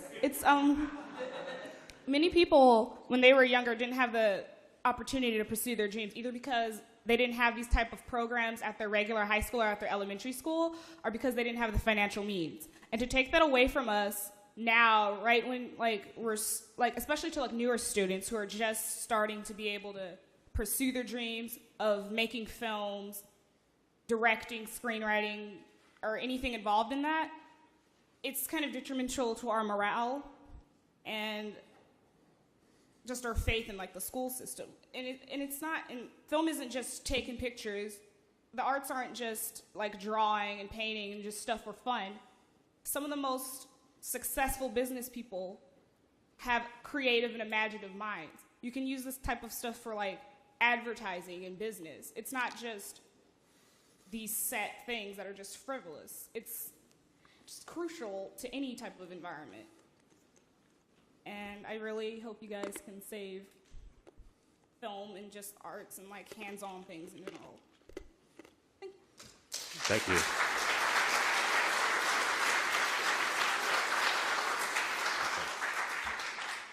Good evening, members of the board. My name is Martin Hernandez, and I'm here to talk about the film department. When you guys open the Long Beach City College website, there's a slideshow on the top that shows promising pathways, my pathways film. And I want to major in film, and cutting the film department will probably end up with me transferring schools, because that's the reason I came to Long Beach City College in the first place. And I would really hate to do that, because this college is really great. And the film program, if it's canceled, that means other students will probably not be so interested in coming to the school for the same reasons, because they want to major in that in those programs. And that's basically it. Please reconsider not canceling the film department. Thank you.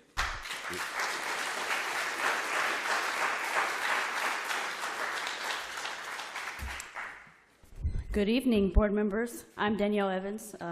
Let me start off by saying that film is a universal, beautiful art form that explores every aspect of creativity. I don't know a single person that doesn't enjoy a good movie, whether it's slasher, chick flick, or even a silent film. But to be completely honest with you guys, before this semester, I really never had a interest in film.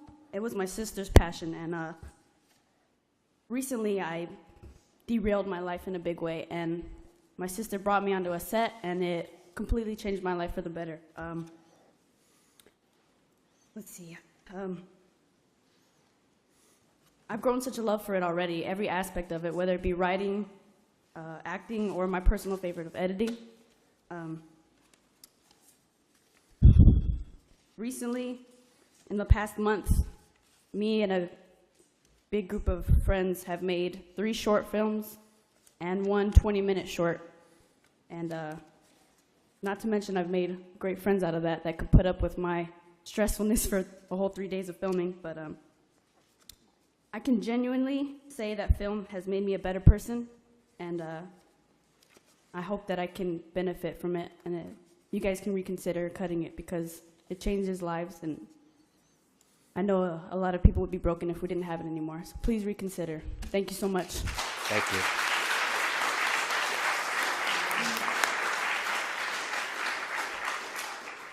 Good evening.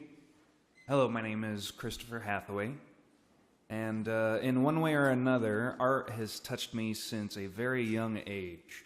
My mom worked at Paramount Studios with the show Entertainment Tonight, so my bedtime stories were more like, Mr. Data isn't really an actual robot, and Val Kilmer was a little bit too into Jim Morrison for his own good, and Eddie Murphy wants to be friends with anyone, but God help you if you tell him what you're actually doing. And, you know, choir concert after violin lesson after acting lesson, it still didn't seem to get through to my head that somehow, one way or another, I need to be into entertainment. And we're a short 20 miles away from the world's largest epicenter of the entertainment industry, and it makes no sense to me why we would cut the film program when we've got that. One of the biggest things going for the economy of our state. And I finally know what I want to do with my life. I've got 2 semesters left of taking film classes, and I've got an AA. And for you guys to take that away from me would totally stink. So please reconsider. Thank you.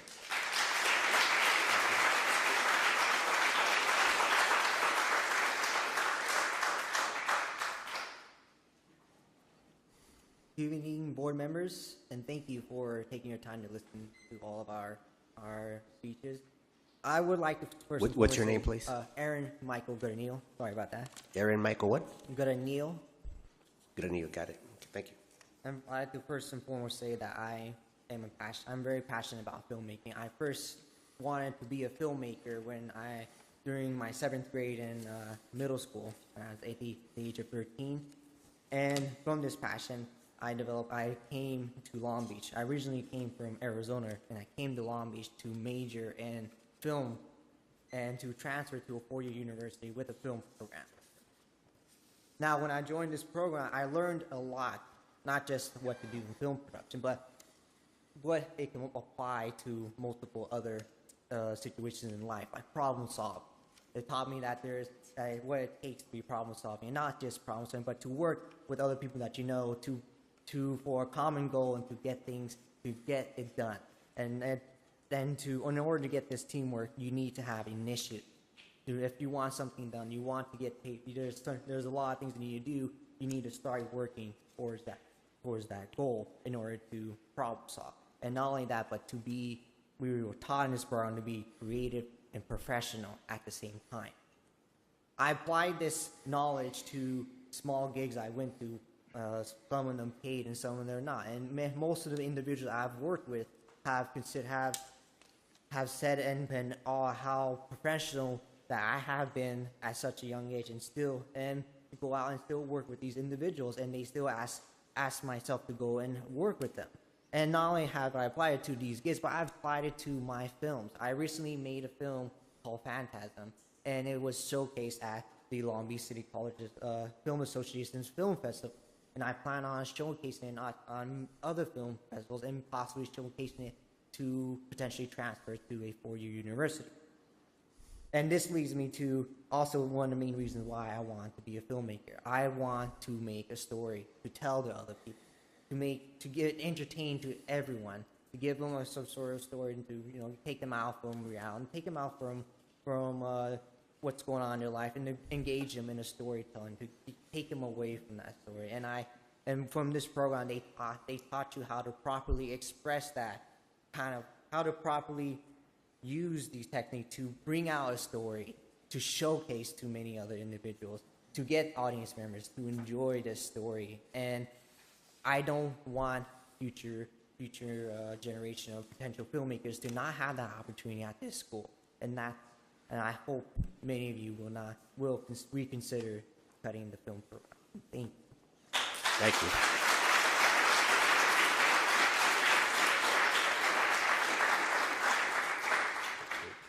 Hello, my name is Taylor Evans. My statement is simple but wholeheartedly felt. This film program has been my life and my passion for almost 3 years now.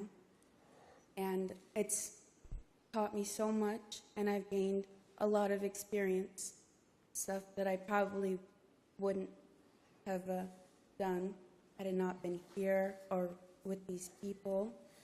And the thought of other people, new students, including my sister, not being able to experience the things that I have, or to work with the people that I have, including my teacher, Eli Belgro, is devastating. It would be a travesty for people to not be able to have this program in their life or to learn from it. It would be a detriment to our community. It brings us all together. We all learn and grow. These people are like my family now. And to not have it in our lives anymore would be devastating for me. So thank you for listening to me. Thank you.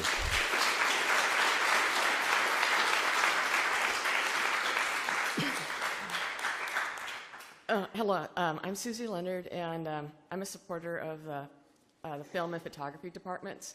And I've taken photography classes here, and they're really very good technically and helpful. Also, I think the strength of this particular community college, LBCC, compared to others, is a democratic array of different programs that it offers to groups of different individuals of all ages. It would be a sad day if the photography and film departments were closed. These subject areas, as created as a product, I think represent the epitome of self-expression, and they also represent a critical knowledge of our world. These media in themselves, for example, journalistic photos or film documentaries, represent different opinions of the world. Therefore, they both represent democratic ideals of discussion in our society. Lastly, if the film and photography departments were closed, students would lose out on understanding how media is formed, created, and represented in our society. Thank you.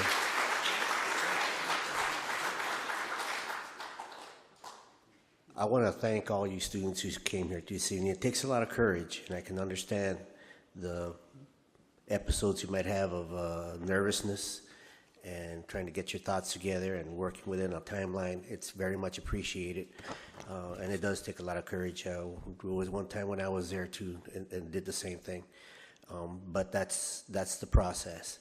One of the things that I also want to encourage is the fact that the discontinuance review that we're doing at this point is simply that. At this point, it's a review, and we're hearing presentations from each of the programs. We're vetting them. We're trying to determine what we can and cannot do, but we have a budget that we have to work with. And as with everything, when you have a budget, you have to work it, and you have to make it happen. And we're going to try to salvage as much as we can. We're not the only community college in the state of California going through this. Every community college in the state of California is going through the same process. So you're not alone. We're not alone. We are facing the challenges that this budget in California has given us, and we're trying to make the best out of it. You already know where we stand as a board in regards to Prop 30. We support it, and because we think while it might not be the save-all, it certainly would provide a greater opportunity to provide more flexibility in saving some programs. So I want to thank you again for your courage in stepping forward and speaking to this board. Okay? Yes. Yeah, I've been here quite a few years, and I can say you're the best group I think we've had as far as presenting yourself. You're all brief to the point, and I want to congratulate you. As Roberto mentioned, we're not sure what we're going to do, but I can tell you, you did an excellent job on behalf of your.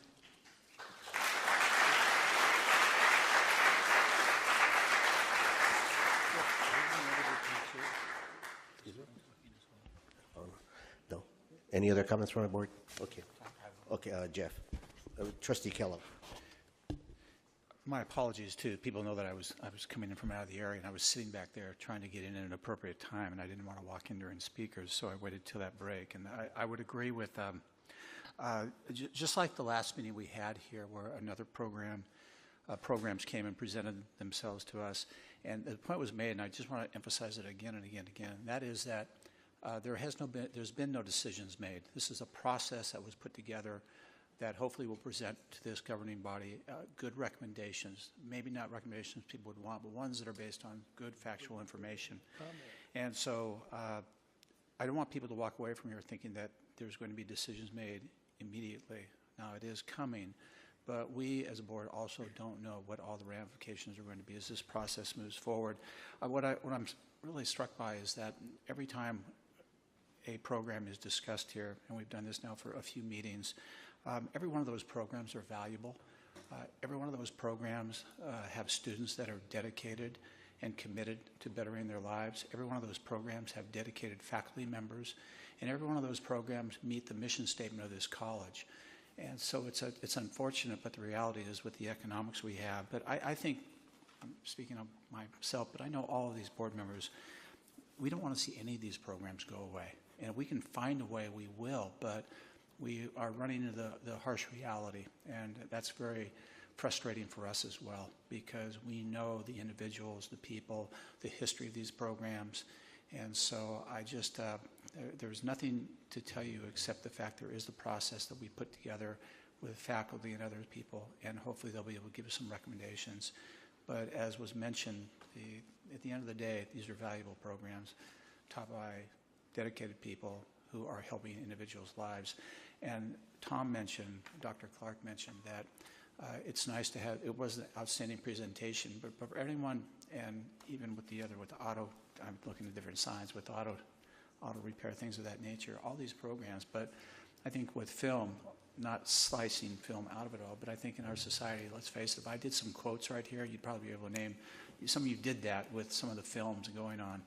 And there's one that personally I understand is generational, but it's a great line that I always remember from a film. I'll tell you what the film is, but there's a great line where a very bright engineer turned to somebody and said, look, you keep telling me what you want, and I'm telling you what you got. The line came from Apollo 13, where the engineers were talking to their astronauts, trying to get them back to Earth. And they kept saying they wanted things. And I sometimes feel like those engineers sitting there going, how are we going to get this thing to work? So I would also compliment all of you on an outstanding job tonight presenting your case, and hopefully we can find some good solutions. Thank you.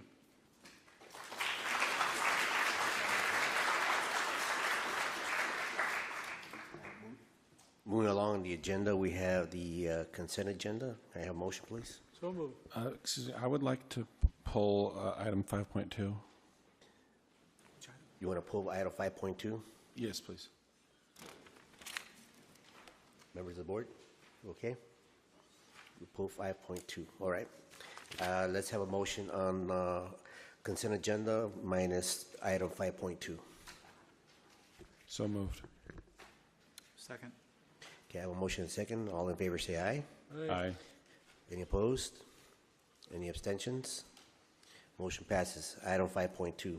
Yes, Mr. President. The reason I pulled this is I kind of had some questions regarding what was brought up by the student that spoke about what the position for recreational sports and wellness specialist. I was wondering if maybe if he could clarify something he said, or maybe President Oakley or, could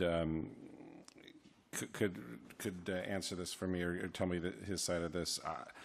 I believe the speaker said that this is something that is funded out of ASB funds, not out of, is that true? Well, there, as you recall, Board Member Bowen, the issue was brought up in closed session at the last board meeting, so there are some parts of this that I cannot discuss. Okay. But the position, the ASB does provide a certain amount of funding for certain positions at the district. The district owns the positions, and in a previous action of the board made a decision to lay off a position and shift resources to another position that also supports the ASB, as well as other reorganizations that are happening within the area of student affairs. So I know Vice President Peterson continues to work with the ASB to ensure that there are ways to continue to serve the needs of the students, but the position itself is a district position. And so the district made the decision to make that change based on the needs of the district. Certainly, the ASB may wish to continue to find other ways to support intramurals, and we're open to those suggestions.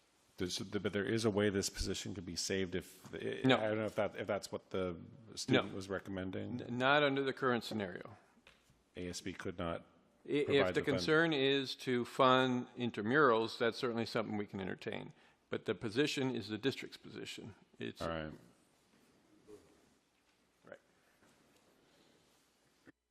Okay, have a vote, please. Motion? Motion to approve. Second. Okay, motion to approve, second. All in favor, say aye. Aye. Any opposed? Any abstentions? Motion passes. Thank you. This concludes the end of the consent calendar. Now we are in item 8, Human Resources. Let me verify that. I don't want to get off agenda here. We can. Presentation of CCA, LBCC, and District Initial Bargaining Proposal. This is an informative item.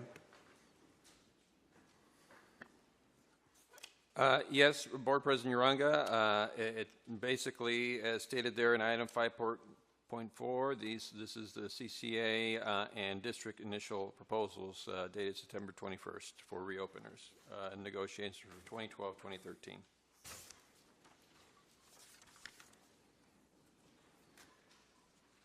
Okay, that was an informative item. Item 5.5, revised regulation 3035, administrator reassignment rights. This is an informative item. Yes, again, Board President Uranga, this is, there is a change, and those changes are underlined. Primarily, these are clarifications and new education code sections inserted into the administrative regulation 3035. Okay. Just a point of clarification. This is a revised regulation, but it's informative. It's not a first reading as we did with the others. This is not a board policy. This Okay. is administrative regulation. All right. So it Thank just you. comes as information to the board. Thank you for the clarification. 5.6, revised district policy regulation 3003, academic administrative hearing. This is a first reading. This is a regulation. Yes, this is another, this is district policy, so it is coming for first reading. It is academic administrative hiring. And as you can see, the strike-throughs, those are the changes that have been made to the policy. Okay. Thank you. Any discussion from colleagues? Any questions on this regulation? Okay, hearing none, we'll move forward. Item 9, Academic Senate, no items, no report. Item 10, Superintendent President, 9.1, update on accreditation. This is an informative Yes, item. thank you, Board President Uranga. I'd like to ask Dr. Eva Bagg to come back up to the podium. We're going to get our money's worth out of her today. As Dr. Bagg has previously reported, the Accrediting Commission for Community and Junior Colleges requires that the college submit a status report on student learning outcomes implementation. The college has submitted its report, so to brief you on that submission is Dr. Bagg. Thank you.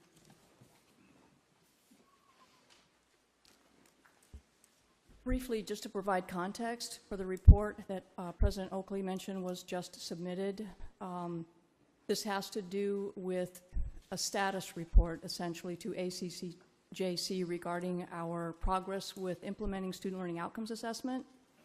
So again, the context, essentially, it was in 2002 with the last round of revisions of the accreditation standards when student learning outcomes were added as a key component of institutional effectiveness. In 2006, SLO assessment was added to the annual reports that each college is required to submit to ACCJC. Essentially, these have been largely quantitative in the most recent years, where we provide counts and percentages of courses and programs that conduct SLO assessments. Then in 2007, the Commission created a 3-part rubric. One of those parts of institutional effectiveness that's critical is student learning outcomes assessment. And basically, this rubric was designed to provide colleges and visiting teams with a developmental framework for looking at our progress in terms of becoming mature in implementing student learning outcomes assessment. So essentially, the developmental framework begins with, there's an awareness of the process, there's a sort of a developmental stage, there's a proficiency level, And then finally, the most mature stage is sustained continuous quality improvement.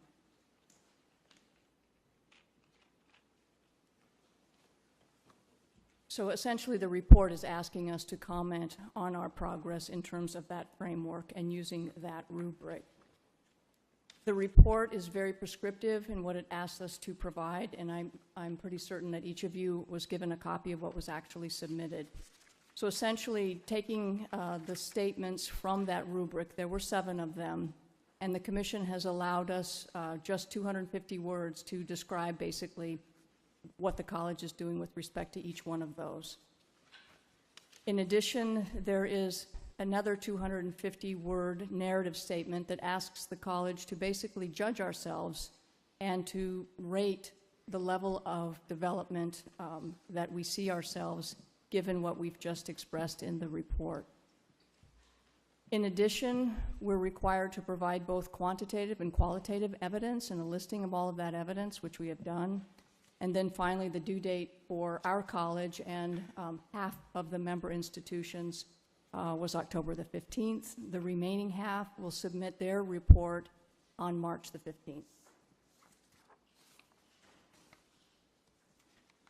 So just to give you a brief overview of those different characteristics contained in the rubric and that which we're asked to provide a narrative description.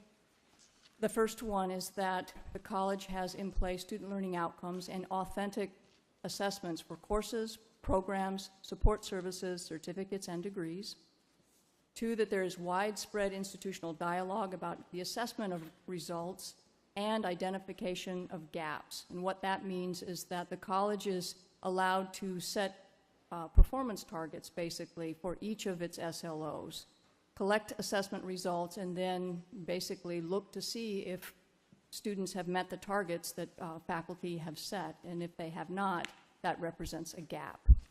So the expectation is that we look at those and talk about those gaps and collectively decide on improvement plans to close the gaps. The third characteristic, decision-making, includes dialogue on results of assessment and is directed toward aligning institution-wide practices to improve student learning. 4, that there are appropriate resources that are allocated and fine-tuned in support of SLO assessment. 5, that there are comprehensive assessment reports and that these are completed and updated on a regular basis. 6, course student learning outcomes are aligned with degree student learning outcomes. And finally, that students demonstrate an awareness of goals and purposes, essentially student learning outcomes, of courses and programs in which they are enrolled. So those are the 7 categories that we were asked to address in the report. And then briefly, how it was that the report was prepared. We started with input from the last SLO coordinator and the Assessment of Student Learning Outcomes subcommittee of the curriculum committee, because they were the best equipped to understand and basically have worked with all of the departments at the college in advancing our progress with student learning outcomes assessment. We utilized TrackDat, which is a software, a web-based software that the college invested in 2009 as a tool to not only collect department plans, but also student learning outcome assessment plans. So we looked at progress at all of the levels that we're required to report to ACCJC. We talked about what we wanted to include in that self-evaluative narrative about the level of development that we're at. Basically, are we at proficiency, which is what ACCJC is looking for, or not? So that was discussed first at the ASLO subcommittee and also at academic council. And there was agreement on what we included in the report. Then finally, your accreditation liaison officer, myself, did the final preparation, included the evidence, and the president, superintendent certified the report. Briefly, highlighting what's contained in the report that you have. Essentially, in terms of the quantitative values, we can say that about 25% of courses and programs have what we call ongoing assessment. And I've tried to underscore in that report that Long Beach City College has taken the most restrictive definition of that, and we're looking at ongoing assessment means closing the loop in the jargon that is used. That is, we're collecting assessment results and we're actually implementing plans for improvement. And we're doing that for all SLOs at all levels. So that's just one piece of quantitative information that we have to make the judgment about our level of development. There is dialogue of results and the identification of gaps, but we've noted that that's happening largely at the department level in the context of the development of department plans and program review.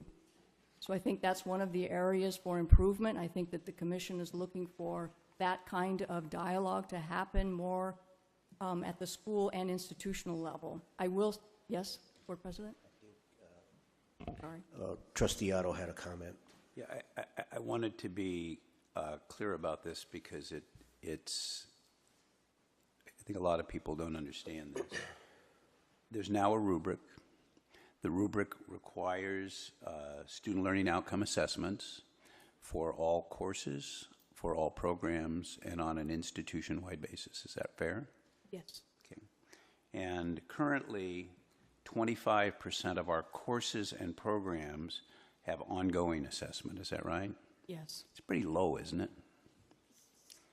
Well, to the extent that I've been able to gather from other colleges submitting at this time, I would say what I've seen of roughly 50–60% is what other colleges have been reported. So we're less than half of what other colleges are doing now? Like I said, given a limited number that I'm aware of, ACCJC will be collecting that information and reporting out in January, but from what I can tell, we're not quite the level that we'd like to be. Well, what's most of a concern to me is that I remember reading the report from 2 accreditations ago where they said, you guys really don't get student learning outcomes, and you have to improve upon that in order for you to stay accredited. And we basically shined them on until the next round of accreditation when they came back and they said, you really don't get it. You're not doing student learning outcomes, and you have to change that culture. And we bent over backwards to prove to them in the next report that we had to come up with, because we had been put on probation, that we were doing that and we were really going to accomplish that. Is that fair? We weren't put on probation, but we were put on warning, and right. Yes, we did commit to a commitment to student learning outcomes at all levels. Yeah, and my concern, I mean, and accreditations, I mean, this is required of us, and it's an Achilles heel of ours that accreditation has been virtually for 10 years telling us that we're not performing on, and now I see a number like 25% of courses and programs have ongoing assessment, and so much more time has gone by that it just doesn't seem like this is getting to become part of our culture. You know, honestly, in responding to this, you remember I said that we've taken the most restrictive definition on how we report this. I can tell you that some colleges will actually include ongoing assessment if they've done it for just one SLO for a course. We've taken the approach where we've tried to package courses in a program or SLOs within a course and report on all of those simultaneously. We've also taken the approach where faculty worked really hard on developing SLOs and identifying the methodology for assessing those. So we kind of front-loaded the process, and we're at very high percentages, like almost 100% for having the assessment methodology determined. And I can say that those colleges that reported a higher percentage of ongoing assessment can't say the same thing. And I know this is a nuanced explanation, but really for me, what it points to is that we've made a great deal of progress in the last 3 years, and we're basically at a kind of a tipping point. We have to continue on with our established program review process, where this is a requirement for program review that courses and programs undergo this assessment.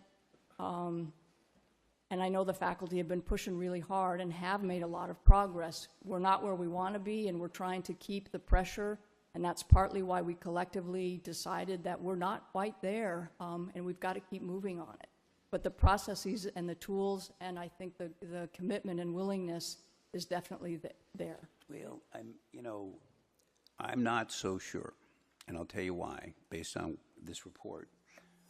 Only 78% of courses even have student learning outcomes. Is that right?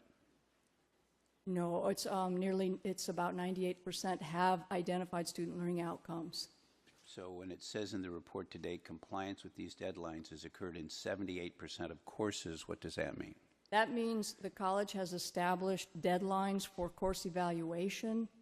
They're on a 6-year cycle, and basically, we look to see those courses that were up for review, what percentage of those had actually completed SLO assessment. So that is a measure internally that we look to see having that process in place where we complying with our own schedule, basically. And that's 78% that were due internally actually complied. But only 68% of programs have met their deadlines. Right, as part of the program review process. But what worries me more than anything else is this at an institutional level. And I remember so well when we had our first assessment of where we were with student learning outcomes. And we said, oh yeah, we've come up with these general education outcomes, student learning outcomes, if you will. And we think that we can complete our going through those student learning outcomes, by 2020. And we were told that if we didn't have it done by 2012, now, basically, that we would be in trouble and that there would be issues that would be created. So we came up with these 5, critical thinking, civic engagement, aesthetics, creativity, wellness, and communication. I guess there are 6 of them. And I remember we did critical thinking back in 2007 and 2008. And since then, have we completed even one of the other 5? There's been progress in communication, in particular in the last couple of years, and then some of the others, faculty are working on those as well. So, have we completed any one of the other 5? Not fully. Components of communication, but not all of it. I think this sends a bad message to the Accrediting Commission, especially with our track record. And I'm wondering if what we're going to do about that, because I don't want to be on warning, I don't want to be on probation. We're going through a very stressful time right now in terms of what funding is. We're going through a very difficult time in terms of what we're going to have course-wise available in the future. And if we're also fighting on another flank, accreditation, who's saying, we've given you 10, 12, 15 years to come up with a program to get your student learning outcomes done at the class, program, and institutional level, and at the institutional level, you've done 1 in 6 over that period of time. I mean, I think that we could be the laughingstock of the accreditation process.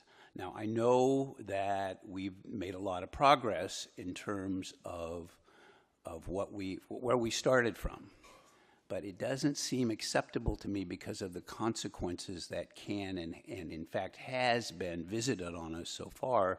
And I know this report is done, but I need to see a real effort that shows that the institution is addressing this. I know that people don't like it historically, but it's the way of the world. It's what's required, and if we don't do it, I don't know what to say. If I could interject, Trustee Otto, it's although certainly Dr. Bagg is giving the report, this is a faculty-driven process. So I'd like to give Academic Senate President April Juarez the opportunity to respond specifically because our student learning outcome coordinator is not here, and that's a primary role. it's a primary role of faculty to achieve the goals of the rubric. So if you don't mind, Dr. Juarez, responding to Board Member Otto.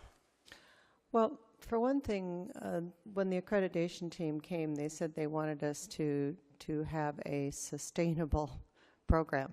And what we did was we tied those assessment of the SLOs to our courses, and they're on a 6-year cycle. So completing 25% is a little teeny bit lower than we would have expected, but it's also been a process of learning because not all areas, I mean, in some fields, understanding SLOs is that we do that all the time is easy, but for some other areas, it's been a struggle, and they've been working on it.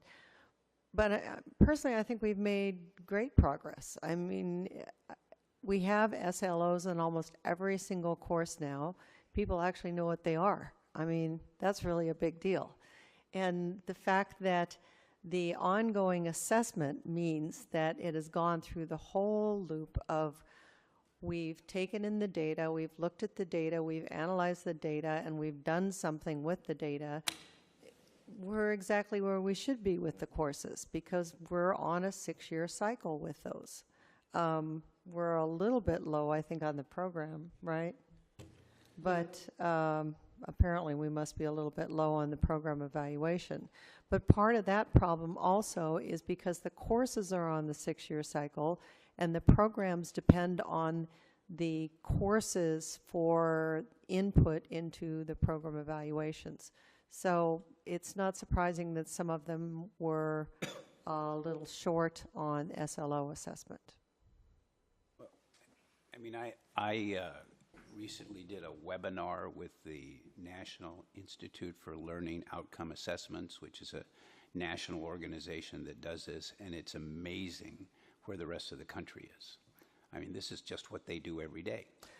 We just started late, you know. I mean, I don't know why we didn't start this 10 years ago. Don't ask me why we didn't start this 10 years ago. If we did, we wouldn't be sitting here looking at 25%. But you were right. You know, we just shined them on the first time, but we finally attacked it this last time. But, you know, we have a lot to make up for in a very short period of time.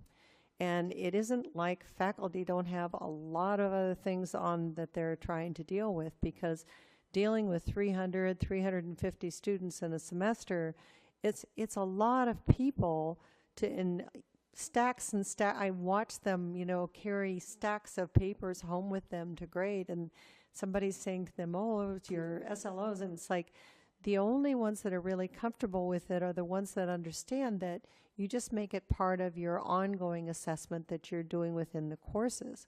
Quite honestly, some faculty still think they need to do something different out here, different than what they're doing in the course. And we're working on not only just training the SLO officers, but the faculty so that they're more comfortable with it. Because really, not everyone was trained in this. So some people, it's new and it's difficult and it's a task for them. And what we're trying to do is get both the SLO and the faculty professional development to work with faculty to make them more comfortable with the process and help them realize that it should just be part of an ongoing assessment. That, I mean, and most of them did this, they just don't know they did it. Okay, so it's just training. And like I said, it has to be a sustainable thing, so we can't suddenly change in the middle and say, oh, there wasn't enough, because we set this up in this cycle. And so 25% is pretty darn close to where we should be of closing the gap. And we have all of the assessments in place. We have all of the SLOs in place. We just have to keep going through the cycle, and it'll get bigger every year. You know, I understand what you're saying. I'm not so sure that I agree with it, since it's what's required of us to maintain our accreditation, as called out specifically by the Accrediting Commission. But I think it's belied by the GEOs, the general education outcomes, which we seem to have finished one of in about the last 10 years. I mean, I don't think there's any excuse for that. No, I don't either. I want to get more information on this as we go along, because I think we are at risk, and it's not enough to say, well, we're doing the best we can. We started late, we shined them on, and now we're doing it. I don't honestly know about the GEOs, but I know with the SLOs and the faculty have been collecting the data for the GEOs. I just don't, I don't, you'd have to help me on that, because I don't know. The GEOs are kind of out of my... Right. I mean, I think that the faculty have begun at the level that it's most comfortable to begin, where they have most control over. It's their courses and their programs. The institutional level is requiring more interdisciplinary collaboration, and I think that has, in and of itself, it takes more time to be able to get the disciplines involved, to collect student artifacts, and then to come together and score those with a collective rubric. I think that's part of it. The other thing, I really appreciate the observation and the comment, and I agree. And one of the things that I think has changed from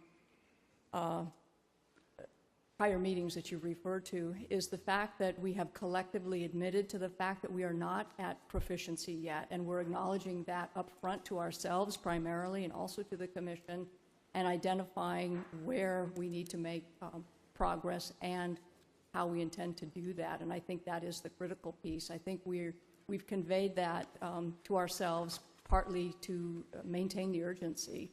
And I think that Dr. Juarez also did hit on a point where we did kind of get started late with this, but an incredible amount of work has been done in a short period of time, but we're not there yet.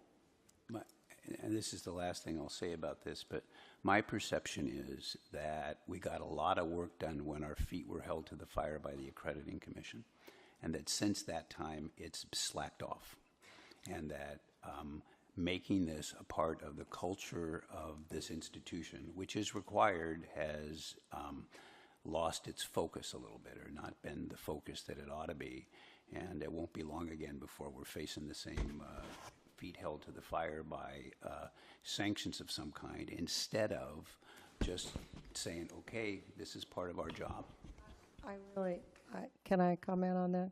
Because I really have to disagree with that. I think that then changing a culture is not an easy task and is not a quick task. And that's really what we've been doing. I mean, SLO has now become a part of everything we do. Program planning, program review, department planning. It's part of our courses. It's part of new courses. It's everything that we do, we talk about SLO now. And so I think it's become a part of our culture, and I think that it's become more ingrained. And I can't emphasize enough that part of what we were asked to do was come up with a sustainable plan. Well, if we suddenly decided we were going to do all of these courses out of cycle, that's not a sustainable plan. We're doing the courses in the cycle that we do the review, and it makes sense because what we do is we do the evaluations right before we do our review of the course, and then we have some actual input into the course. It doesn't do any good when you just do things to do it. When you do it as part of the actual cycle that we can sustain, then we're doing what we've been asked to do. And I think we're doing it as enthusiastically as we possibly can at this moment. Okay. Yeah, Trustee Kellogg. Just very quickly on a few things, because I think the fact that we're discussing it now, and a little bit of probably the heartburn that some of us have is when we did have this discussion years ago, and some comments came back to the board about, there was, I think, rather surprised we were interested in this. When I say we, from the faculty side, because it is so critical. And the point where the 6-year cycle, I hear what you're saying on that, but every college has that challenge to deal with the 6-year cycle. I'm trying to relate it to people in the audience from, now it's auto repair, but it's like saying the problem is, well, that's way down in the engine, and we'll get to that eventually, but that's the problem down there. You have to find a way to maneuver. So my question would be, because the numbers right now, if we move forward, and not to use accreditation as actually accreditation is a process for good reasons, self-evaluation, but that said, I can pretty much, as all of us, that we are running down a path when you come before accreditation. What we have right now, if you are not, whether we want to make the argument, we're moving as quickly as we can, the argument is going to come back because we've been notified of this 2 previous accreditations. If we aren't way beyond expectations, you can almost guarantee that you're going to be put on warning on this one issue alone. So my question really is going to be, not for an answer right here, but I think it's good that we're talking about it now. The numbers are not where they should be. This board has been through this process, and we're concerned because we've been given a little bit of a pushback last time. And not only pushback, really, I thought we were treated in a way that, that's not your area, and we didn't think you really felt that comfortable about it. And we were very interested in it. And what we said back then, and I'll again say now for somewhere in the future, is really 2 questions. And I'm going to answer the first one because I know what traditionally the answer is. What do you need to help move this process more quickly? Now, the answer cannot be money because we don't have money. So the other one is we need to put together, at least for my satisfaction, some type of written plan that we can follow, a timeline and so on, that we know we're going to address this in the most aggressive way, because it is the rules of the game today. So I would only ask that we come back here in the near future with some type of show me, or show the entire Board of Trustees, is how we're going to address these issues and do it in a way that we can accelerate things, and give us some recommendations on what we can do to help you, not you personally, but be successful in getting this, because these numbers are not where we want to be. I don't think anyone wants them to be there, but how can we do a better job, and what do we need to do to help people do a better job? Because if not, we know what the conclusion is going to be when we come forward for accreditation. This is not acceptable, and other colleges probably started late just like us. Other colleges probably had the same challenges as we do, and in many cases I think they potentially have been much more aggressive on this. And I would just like to see what we can do to help get us into that area as well. And I would just encourage that in the future, whoever gives us a report on that, I think would be beneficial. Would it be all right if I gave you an update on what we're currently doing in this regard?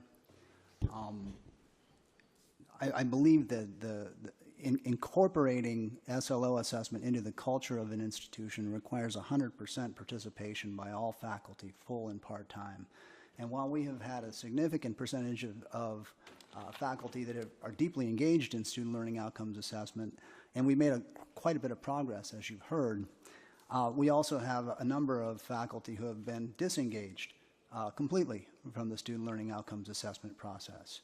And while this is a faculty-driven process, as the Chief Instruction Officer, it is my responsibility to provide leadership in this regard. And one of the things that we need to do is to incentivize faculty participation in student learning outcomes assessment. We've done this by incorporating student learning outcomes assessment participation into the faculty evaluation process through an agreement with the faculty union. We've done this by incorporating faculty participation in student learning outcomes in our resource allocation process, in our program discontinuance criteria. We've incorporated now student learning outcomes participation in the criteria by which we rank requests for new faculty positions. That said, with all of those steps, there are still faculty members who are not participating in student learning outcomes assessment. The most important issue of concern is Trustee Otto's pointing out that even of the ones that were scheduled to complete the cycle, 78% of our programs did not complete the cycle. And so even allowing that we are on a 6-year cycle and that some of those programs have not come up yet, even of the ones that were supposed to have completed a cycle of assessment, 1 out of 5 have not completed that. So what we have implemented now is we are going to have student learning outcomes assessment measurements conducted, data gathered in every class by every faculty member. This is going to be done by full-time faculty members and by part-time faculty members. In August, we had a workshop where we had nearly 200 part-time faculty members attend, and we paid them to attend, and we gave them 3 hours of training on student learning outcomes assessment. Beginning in the fall of 2013, full-time faculty members who are not collecting data on student learning outcome assessments are not going to be assigned overload classes for fall of 13. Part-time faculty members who are not engaged in gathering data for student learning outcomes assessment will not be given class assignments in the fall of 2013. You need to take these measures in order to ensure 100% faculty participation in student learning outcomes assessment. Many have participated and have learned. Many have not. We need to provide the resources and the training that they need. We spend $80,000 a year on faculty student learning outcomes coordinators who are there to provide the training. We have the best institutional research office in the state of California. And even with that, some folks will not participate unless you say, hey, we're going to tie this to overload classes for full-time faculty, teaching assignments for part-time faculty. When we do this, we will be proficient according to the ACCJC rubric. And although we are not there now, we will be by the end of this academic year, I can assure you. If I can just close, I would be remiss if I didn't say that the submission could lead to a sanction. I don't think it will, but there is that possibility. And as you just heard Vice President Lowenstein, I have made it I have made the Vice President of Academic Affairs primarily responsible within the administration for achieving our accreditation standards and working with Dr. Bagg and Dr. Juarez to ensure that that happens. So we take this very seriously, and we will continue to work with faculty and the staff to ensure that we get there. You sort of got cut off. Are you continuing? No, actually, Dr. Lowenstein outlined really all of the actions that we included in the report. So they're really there, in addition to the really the focus on professional development, as well as the measures that our Vice President has communicated very clearly at the beginning of this academic year. That's really it. Just to let you know what's upcoming then, like I said, half of the colleges submitted in October. The commission will meet in January, collecting all of the first half, and they will report out at that meeting the performance of colleges. So then we'll get kind of a sense overall of the first cohort. The second half will report in March, and then at the commission's meeting in June, there will be another performance update for all of the colleges. So it won't be really until the end of this academic year that we get a better sense of how all of the colleges under ACCJC performed. And we just continue forging forward. Our comprehensive self-evaluation on the next cycle has really already begun with the workshop where faculty and administrators have already attended. So we're well aware of really more opportunity to demonstrate our ongoing progress with this. Accreditation, there's no question, is the most important thing that we have and that we do as a board in regards to keeping our college functioning so that the students, when they complete a program here, that degree means something, that certification means something. So I think that we need to rev it up a little bit. Obviously, I'm glad to hear that we're going to be looking at some options, the old carrot and the stick. But I think that there's no question that if we get a sanction or we receive a negative accreditation report, that it's reflected on us, shame on us, because we, first of all, started late, and we have been very slow in catching up.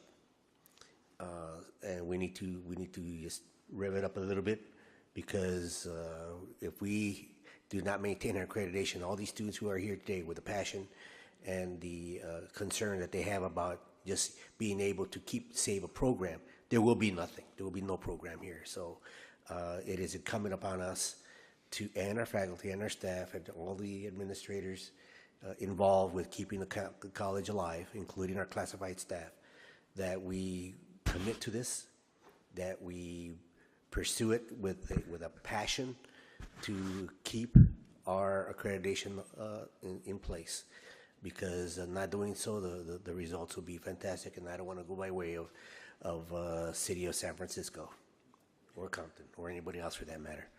Trustee Otto. Yeah. While it's comforting to hear all the things that are being done, especially at the administrative level, I think everybody needs to know and be clear about the fact that boards like this board are not just responsible for budgets and buildings. We are also, in our minds, responsible for the quality of the education that goes on here, not just in terms of meeting accreditation standards, but also in making sure that we live up to what our obligations are and make sure that students are successful, and that the best way to do that is to follow this path that has been set out for us for a very long time. So the message needs to be clear that this is very, very important to this board, and that so far what's going on is unacceptable, that it needs to become better administered. I'm glad to hear that we're going to sort of not only incentivize but disincentivize teachers who don't go along with with what it is that's being required at these levels. And I'm glad that we're moving in the right direction. We just have to pick up the pace. You know, our comprehensive self-evaluation and next accreditation visit is 2 years away. And I'm just trying to chart out what has to be done between now and then. And I'm skeptical that that's going to get done. And I know that it's not going to get done if everybody doesn't get with the program. And what I'm hearing is that there are people that aren't, and we'll have to find ways to make sure that those people don't drag down the people that are.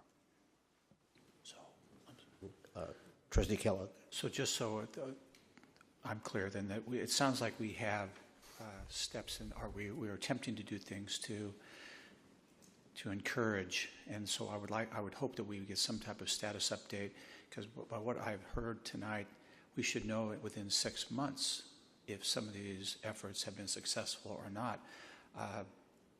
What I also heard, though, personally, is I heard a lot of stick but not a lot of carrot. I don't know if there's, I mean, you can sit there and do this, but if this is not successful, giving people the fact is if you don't do it, you're not going to get paid, or you're not going to be allowed to instruct in certain the next term. So I would just like to see how successful this effort's going to be. And again, as I think this board has done in the past, if there are things that we need to do as a college to move this forward as well, and that's why we need to have some type of an update in 6 months, how successful these steps were. We need to know about it so we can work with everyone, the faculty in particular, because they are driving this process, what things we need to do. And again, not treat it unrealistically, but I would share somewhat of Trustee Otto that it concerns me because we've been through this before on this issue, and we didn't get there. And so I just want to make sure we are constantly in the loop in the next 6 months, how these steps took place, and if they were successful or not. If they were not successful, but then what is our backup plan to what we can do to make sure people are going to address this issue in a positive way. So that's the only thing I would ask for. And if there's anything we need to do, please let us know, and we can address that at that time. Okay. Thank you, Eva, for that report. We can certainly provide an update at your request. And I think we'll want to see it on a regular basis. Yeah, that'll be agendized. Okay, 9.2, Superintendent President's report. Thank you, Board President Uranga. A few brief items. First of all, on October 9th, we held event at Cal State Long Beach to discuss the impact of Proposition 30 on the 3 Long Beach public education institutions. We had some great attendance from the media, and we had support and partnership with CCA. I want to thank Dr. Lynn Shaw and her CCA colleagues for coming out and participating and supporting the effort. And also board member Otto was there as well. I want to thank him as well. Of course, November 6th is around the corner, and I encourage everyone here watching within hearing distance to pay close attention to the ballot. It's very important to the future of this college and to the future of the students in this room, whether they be here at Long Beach City College, Cal State, UC, wherever you decide to go. This ballot will have an impact either way on your future. So that I hope that everyone register to vote. I wish I could say that you still have a chance, but yesterday was the deadline to register online. But I hope that you all are registered to vote and come out on November 6th and vote. Today I had the pleasure of participating with Dr. F. King Alexander in providing testimony to the Little Hoover Commission on the Long Beach College Promise. The Little Hoover Commission is looking at ways to improve higher education in California, and they asked us to come sit down with them, spend some time talking about how we work together in Long Beach and how we were able to accomplish the things that we have been able to accomplish. So I think it's a testament to the work that the faculty and staff and administration of 3 institutions do here in Long Beach. And I just want to continue to remind folks that despite all the doom and gloom in the state of California, Long Beach continues to provide a clear example on how to improve public education. And then finally, I want to report with mixed feelings on 2 outstanding administrators that are our loss, but are now going to help the Rancho Santiago Community College District. First of all, we lost Dr. Meena Singhal, who was the Dean of Academic Services here and an outstanding member of the faculty for many years, outstanding administrator. I must say that we prepared her so well that she is off now working at Santiago Canyon College, so we wish her well, and she will certainly be missed. And most recently, we trained another administrator for the Rancho District, Mr. Michael Collins, Dr. Michael Collins, who happens to be here, just accepted the position as Vice President of Business Services, Administrative Services, close enough, at Santa Ana City College. So we're very proud of Mike. He's been here for many years, working hard. He's done a great many things for us. I can't even recall what his title is. It's so big. But he managed everything from risk services to contracts to purchasing to the auxiliary, bookstore, food services. So if you have any last complaints about food services, he's still in the back. He would love to hear about them. But seriously, Mike, thank you for all your service. Thank you for your support. And we wish you well as the new vice president at Santa Ana City College. That's all I have. Yeah. Thank you and congratulations, Michael, and as well as Amina for the wonderful service that they provided to Long Beach City College. But I also want to emphasize the fact that leadership doesn't come alone. It also is mentoring, and I think that you provide the mentoring that you received here, not only from your superintendent, president, CEO, but also from your other individuals that, as you've progressed through the ranks, also have a lot to do. And of course, your own talents and abilities are certainly indicative of the wonderful opportunity that you're going to be given at Rancho Santiago to demonstrate what you've learned and what you know. So congratulations to you and to Mina. Okay, academic affairs, no items, no report. Student support services, no item, no support. We no item, what'd I say? Report, no report. Oh, no, We they don't, support you. they don't support the report? Okay, oh, no, sorry. Sorry, just going too fast. We dealt with administrative services. We moved that to the front of the agenda, so we've already taken care of that. Item 14 is the Pacific Coast Campus. No items, no report. Item 15, College Advancement and Economic Development. No items and no report.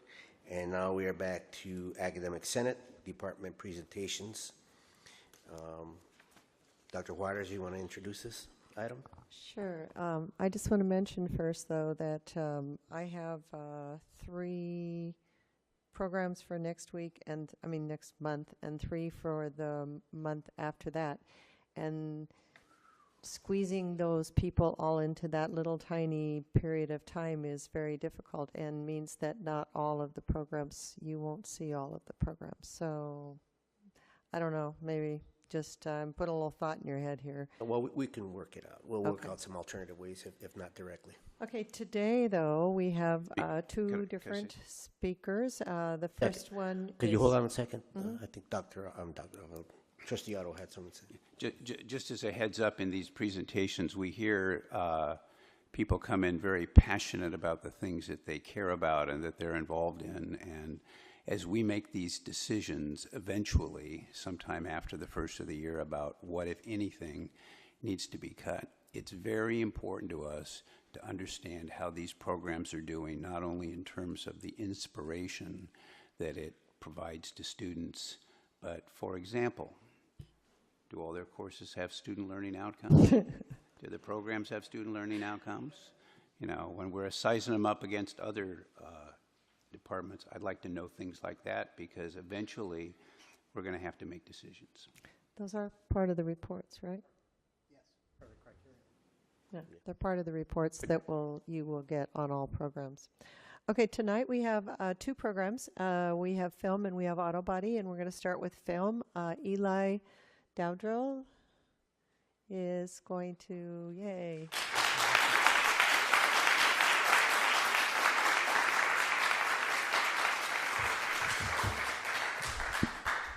Evening. Thanks for there we go. Thanks for giving us a few minutes to talk to you guys. I'm hungry and I'm tired. You guys do this every month?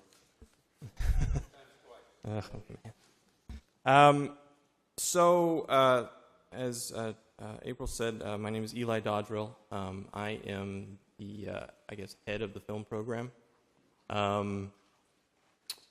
And I don't know how well you guys remember, but I was here exactly 1 year ago, introducing myself to you as a new hire. And so it's a little bit strange for me to be here already sort of defending the program. But that being said, as we've gone through this process with Dr. Lowenstein, one of the first things he asked me was, well, tell me about the film program. That's a pretty good question. I've been here for 1 year. Let me see if I can figure it out. So what the process has actually forced me to do is take a critical look at the program that I was hired for. And I'd already started to do that when I got here. When I first got here, one of the first things I did was rewrote some curriculum so that it was closer to the sort of standard curriculum that we would see at film programs at four-year university. And I also took away repeatability from our courses before the chancellor mandated it, because it made no sense for our curriculum. My whole goal when I got here was to build a transfer-ready program so that these students, there are so many film schools for these kids to go to. There are so many opportunities really close to us. And so to build a program that can create a kind of pipeline that sends these kids all over to these film schools in a close proximity to the school, I think we could show a lot of success. And so he asked me this question, what about the film program? And he looked at the history, and And Eva Bagg has just been fantastic at sort of going through the numbers for me and making sense of all this sort of stuff. And so one of the numbers that they give us is the transfer rate. How many of our students are transferring, right? And so they give us a transfer rate for the past 10 years, 2001, 2011, a time when I was not here at all. And we transferred at about 23%, which I thought, oh my God, that's not a great number. But I asked her for some context, like, well, where does that put us with the other programs? She said, you know, in comparison, especially to a lot of the other programs on this list, we are in very good shape. And I would say we're probably in better shape than some of the programs that aren't on the list. And that achievement, that success, was done with a program that was in quite a bit of disarray before I got here. 2 years before I got here, there was no full-time faculty member. So these students were sort of floating. 2 years before that, there was a full-time faculty member, but there were all kinds of issues, which I won't go into, but some of you were here and know some of those issues. So with a program that has little to no guidance, students were still finding pathways. And I'm here to say it has guidance now. It has a vision of what it's going to do and what it wants to be. There was this discussion earlier as my students, I was, by the way, very, very proud of my students who came up here and spoke themselves. And this discussion, this idea of cost and the budget, which is absolutely a factual reality of what we have to pay, right? And so knowing that's part of the context in which we are being looked at. As I said, I was sort of looking back at the program. Okay, what have we done well? Well, we transferred pretty well. What have we not done well? Film is both a transfer program and a CTE program. Film has not been a successful CTE program up to this point. So I said to Dr. Lowenstein, I said we could go two ways, one of two ways. We could build certificates. We could build things that we could show success. These students are coming out with certificates, fulfilling our requirements so we can get PTA funds and all that sort of stuff. But that will cost us money. We can, on the other hand, save us some money and just focus on being a transfer program where I know we've had some success and I know we will have more success and we will become a much more affordable program. Hopefully such that we won't see the need to cut the program because of that. I think, you know, when the students came up, I was struck by this. You hear, and you guys, I'm sure, were struck by this, the board, so much about their passion and how much they want to do this, which you're going to hear from every program, right? As you guys have already said, you hear from every program. And with a discipline like film, it can perhaps feel like a pipe dream. I worry that to outsiders, it feels like a pipe dream. All these kids want to be Steven Spielberg, but how many of them are actually going to be Steven Spielberg? And that is the wrong way to look at this. Film, the film industry, the film and television industry, 20 to 25 miles away, is just that. It's an industry that employs hundreds of thousands of people every year. Most of them aren't writers and directors.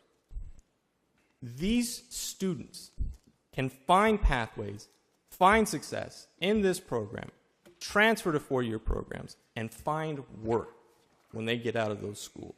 It is there. It is an industry that is still booming, no matter what you might read. It is still booming. So, to me, one of the things that I think is absolutely crucial, if you go to film schools everywhere, throughout the United States, it is overpopulated with upper middle class white male. That is the predominant film student, the prototypical film student. And it is not the film student that we represent. And if we look at my industry or our industry, the narratives that are told the stories that are told, the history that is represented, comes from that same perspective. Why? Because the students that are being trained come from that perspective. We represent a much different student, a student from a different population, a student with a different perspective, a student who grew up on 10th and Cherry, a student who comes from the city of Downey. And we don't get to see those narratives. We don't get to see those histories. And our role and our service to the community, one of the things we can do is start to feed those students and feed those narratives into that bloodstream. Film is a cultural artifact, like all art. It's one of the ways that we reflect upon who we are. And so often, we're only telling part of the story. And we can have such a small impact, but we can have an impact in articulating a more diverse vision of who we are by maintaining this program. Because we have chances for success, because of our proximity to the industry, to not have this program creates an artificial glass ceiling. These kids can succeed. These kids can reach their goals if we are there to show them that it's possible. I was saying that to, I don't know, somebody. That my job, if you want a job description, my job is opening up what is possible in the world. I tell these students, yes, they can do this. That's all. When those narratives that are constantly told in Hollywood make them feel like perhaps they don't belong, and they hear these numbers, a movie costs $50 million, a movie costs $75 million, it can feel like another world. My role here is to tell that kid from Downey, to tell that kid from 10th and Cherry, you can be part of that world. So my hope, our collective hope, is that the academic vice president, the vice president of academic affairs, the academic council, the president of this college, the board of trustees, recognize that such a glass ceiling should be considered, or would be considered, anathema to our purpose as educators and the mission of this college. Thank you very much.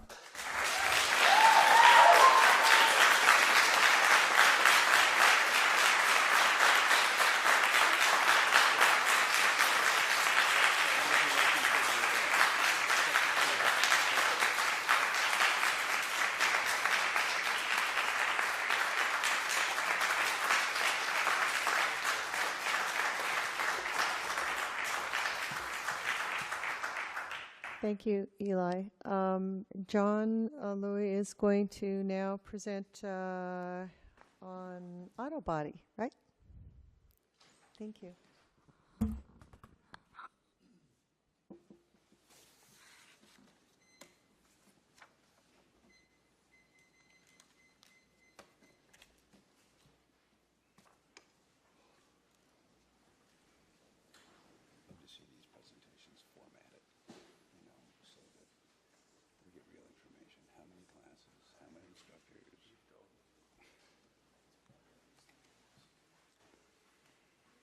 We may set a record tonight. What are the salaries of the instructors? Already have. 6 of them have bumpy names. Good evening, ladies and gentlemen of the board, and I want to thank you for allowing me to speak tonight on behalf of the students, community here at Long Beach City College and at the PCC campus. Long Beach City College, and believe it or not, we do have an auto body program. A lot of people don't realize that we actually have an auto body program. In the high school level, most of the vocationals are no longer exist. Automotive, construction, art is gone from the high school level. I want to talk about the misconception of auto body, bring some light to the subject. I want to talk about the mission. And basically, yes, we are articulating to the UCs achievement, academic experience, but also we're talking about the workforce. And film is one of them. I mean, I've heard a lot of passionate people here from film, and I empathize with them. Developed by delivering high-quality education programs, and that's what we're about. I think Long Beach City College is about the high quality, and it's because to serve our diverse community. The auto body mission statement. We are a program to prepare the students for employment in the various automotive-related areas and the pursuit of the advanced certificate in auto body collision and refinishing. But we also offer current technicians in the automotive field to update their information in order to further their education.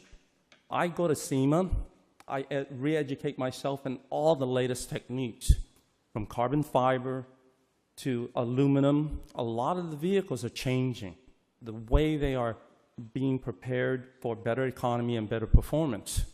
So of course, as an educator, I educate myself. Here is the demographics of LAC, and you can see where PCC stands. Those dots, which is really hard to see what color they are, represents some of the diversity here at that community. We're talking about Hispanics, we're talking about African Americans, and we're talking a lot of Asians in that area.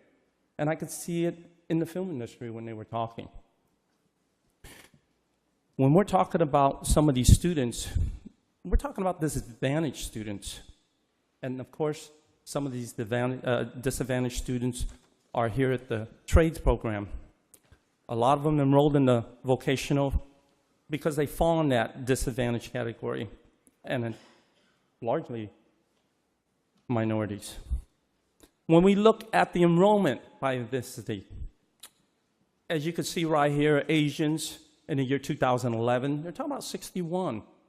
African Americans, 125. Hispanics, 103.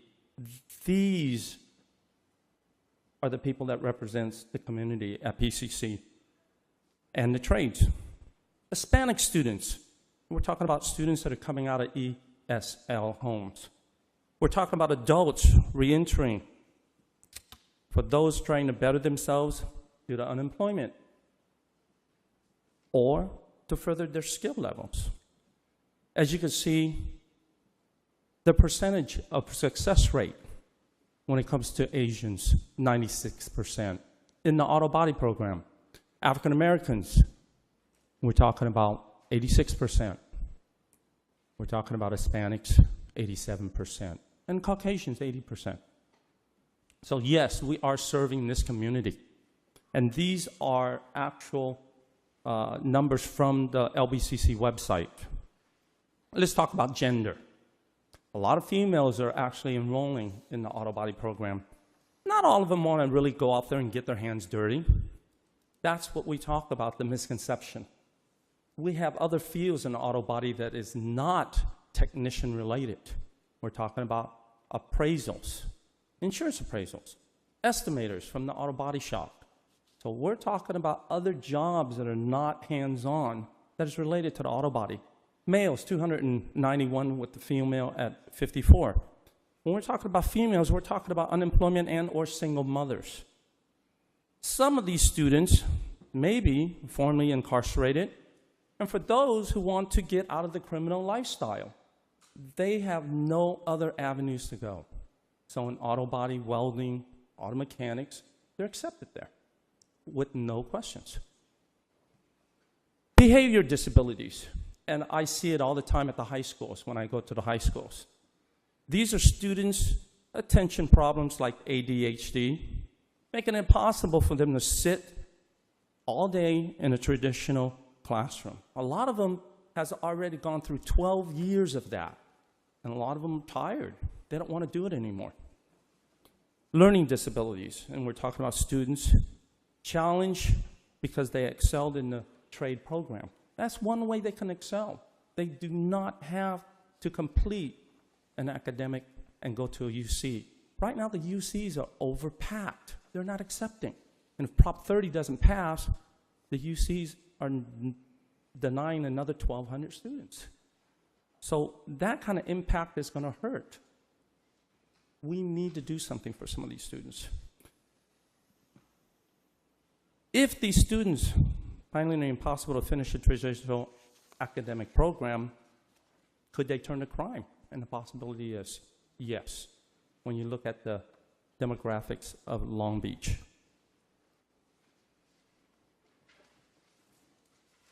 Interindustrial Conference of Auto Collision Repair, ICAR. As a former instructor for ICAR, we emphasize the repair properly according to manufacturer's recommendation of all vehicles. I try to highlight, and I think you could see it right here, nearly half, 47% of the entry-level technicians are hired from a technical training school program like a community college. And that's based on the ICAR. California, how many jobs are there? Every year, you're talking about 10,230 jobs. And that's according to the Bureau of Labor Statistics. How many are in Long Beach? And again, Los Angeles, Long Beach, Glendale area, you're talking about 3,010 jobs. And of course, the wages are pretty nice, $19.25, $40,000 a year. This is the misconception about auto body, and that's the problem. A lot of people believe that auto body is about automotive body, which it is not. We train technicians not only in auto body, as you can see in this right here. Really, we should be called transportation. We repair transportation equipment. We repaint and recoat transportation vehicles, and that's not including just auto. We're talking about trucks, and of course, we're talking about airplanes. They are treated the same way. There is no training for airplane painters. I don't think I've ever seen one. So they come out of the auto body programs. Glass installers, insurance appraisers, and we'll take it one step at a time. Right here at the National Highway Traffic Administration, every 60 seconds, there's an accident. Long Beach being the 36th largest city in the US, the 5th largest here in California. And imagine, we may not have an automotive, while right around the corner, we're talking about our port. Our port. Today, you imagine, even at the Circle, and I've had an accident at the Circle, take my word for it. It's a strange place coming from California, Northern California. 60,000 vehicles drive through that circle every single day. 470 diameter. A lot of times, those vehicles are going over 30 miles an hour. That's supposed to be a 4-lane road, but I don't see it. I'll tell you that when I merge in there. If that was considered a single intersection instead of 4, in which, again, I don't see that there was actually 4 vehicles that could fit into 1 lane, that would be the most dangerous intersection in Long Beach. And you can imagine all the accidents. I drive by there all the time. Collisions, 710, one of the freeway that goes through Long Beach. This freeway is so compact, so overwhelmed with trucks, that you're talking about over 2,000 car accidents on this freeway. Nearly 600 trucks that are involved in these accidents. And yes, they have to be repaired. That freeway is one of the most dangerous freeways. And we're not even talking about 405. We're just talking about 710. Insurance appraisers, and this is the misconception, they don't do body work. They do not have to know how to do body work. These are appraisers, claim adjusters, estimators, you could call them any way you want. They work for the body shop and they work for the insurance company. The thing about an appraiser is that they what drives the auto body program, the auto body business. When you register your vehicle, and everyone has to register the vehicle, the first thing you have to show is your proof of insurance, or you won't get it registered. You might blow your tire, and guess what? You're going to pay for it. You blow your engine, you're going to pay for it. You have to get a brake job, you have to pay for it. You get into an accident, the insurance company pays for it. I know. I worked for the Nationwide Insurance Company for years as a senior adjuster. So that's what drives this type program. The business is there, and if you drive by PCH, you will see body shops every other corner. And that's the difference, and that's the misconception. Money comes out of the insurance company, and I'll tell you, they're billions. Structural repair, just not limited to auto body. This is trucks. And you could see how many trucks get into an accident every year, and just on 710 right in Long Beach. Painting is not limited to auto body. This is trucks. And again, there's a special way to repair them. A lot of them are carbon fiber or fiberglass and or aluminum. This is how we train here at Long Beach City College. Aircraft. And again, the same type of material, basically the same way we prep a vehicle and the same way we protect ourselves with the same gears. So there is no difference. Our painters work for those type of companies, not an auto body. Detailers. They try to get the best mileage possible.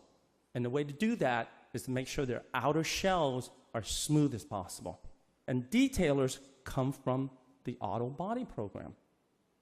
Any detail shop will come from an auto body program. Even when they detail your car washes basically come from an auto body shop. If you look at any auto body, you'll find out before your car is returned to you, it will be detailed by one of the detailers that work at the shop and or from the service department at the dealership. Glass install. And that's another thing that a lot of people overlook. You get a chip in your windshield, we repair it. You get a crack, we'll have to reinstall it or replace it, excuse me. So again, here's another area where we are teaching the students. Auto glass, auto repair. A message from our president. Whether you seek a transfer to a university or complete a certificate in career field, obtain an AA degree, improve your skills, or just enjoy learning a new subject, Long Beach City College has a wonderful opportunity for you, and I want to make sure it stays that way. We do have a wonderful opportunities for you. I came from Northern California because of Long Beach. Jesse James is stationed here, and this is an industrial town. Sacramento, more of a capital. Keystone bumper repair. They don't repair the bumpers at the body shop. There's actually different companies that will repair these plastics. And Shing Chaw is one of my students that actually work for these companies. And right now, he's worked for them for about 3 years, and he's advancing very well. So here's another opportunity where you're not working in a body shop, you're actually working at a different location, and all they do is refurbish plastic bumper covers. I am proud to say we've actually have students that open their own business here in Long Beach. Capital, auto body shop, and the owner, Rotha and Rita. And I'm proud of them. They are willing to complete our course, and I don't even know if they really complete the course. They actually had enough balls to say, hey, I learned so much that I can open a business with my mother and hire some of the students that actually came out of our shop. Allen Lee Design. Harold B. Parker and Ken Mitchell works for Allen Lee Design. As you could see, these are not steel bodies. These are Ferraris. These are Lamborghinis. These are carbon fiber. These are plastic with a space-age frame. These are the things that the students have to learn. And if they do, it's very, very well fruitful for them. Auto Body Custom Club, and here are some of the members, and this is how we track. We haven't been tracking our students. When they leave our program, we think that they are going to another area to complete their AS degree. From that point on, we really don't hear them. When we started the Auto Body program, the Auto Customs Club, that's when we start tracking some of the students. And these are some of the students that actually are working in the business right now. On the last note, because I have to hurry, I have to give some time to my colleague here. My family. I came from China. My mother and father actually came from China. I actually was born in Hong Kong. As you can see right here, I was 6 years old when I came. I couldn't speak a word of English. My mother and father couldn't speak a word of English. So ESL is what I am. English is my second language because I had to speak Chinese to communicate with my mother and father. My brothers and my sisters actually did very well. Some of them started a business. Wallace and Wayne went back to college. Wallace actually graduated from UOP, got his master's degree. He also went on to get 2 PhDs. I'm proud of him. Me, on the other hand, I'm different. I love to do things with my hand. I went to the military with my twin brother. Now, believe it or not, this is actually the Air Force, even though we have khakis on. This is when the Air Force still had khakis. I think they called it the Army Air Force back then. It wasn't that old. I'm not really that old, guys. It's just they were phasing out the khakis back then. I'm actually at the one end, the one's closest to your left, and then my twin brother's actually on the other end, on the right side. I am proud to say, and I really worked hard to become one of the honor guards and the color guards. So I've achieved quite a bit when I was younger. When I came back from the military, back from the war, back in the 70s, I went back to school. And guess where I went to? Community college. The college actually helped me to retrain me. I went to automotive program, completed it with a certificate, and went to work. I went to work for Eagle Ford and Chase Chevrolet. And then I decided, auto mechanic wasn't my thing. So I went to auto body. And guess where I went back to? Community college. Completed my certificate, and then I started a new career. And that's what some of the students are doing. They changed their mind. I did well for myself. Went into management. Finally decided the 4 walls just didn't seem right for me. You do want to give time to your colleagues, do you not? I do. Yeah. I'm going to release it right now, but I wanted to say that I went back and completed and actually did well for myself.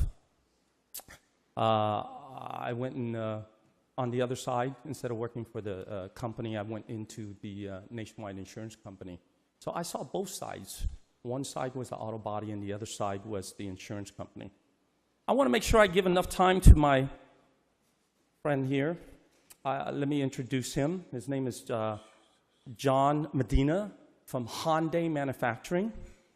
And he also has a PowerPoint that he wants to show you real quick. Can I ask, please, if you're going to make a presentation, could you please keep it as concise as possible? I know it's getting late in the hour. There's a lot of students out here who still want to speak. We have other non-agenda items, so we still have quite a bit of agenda to follow. So please try to keep it as concise as you can. Appreciate it. Absolutely.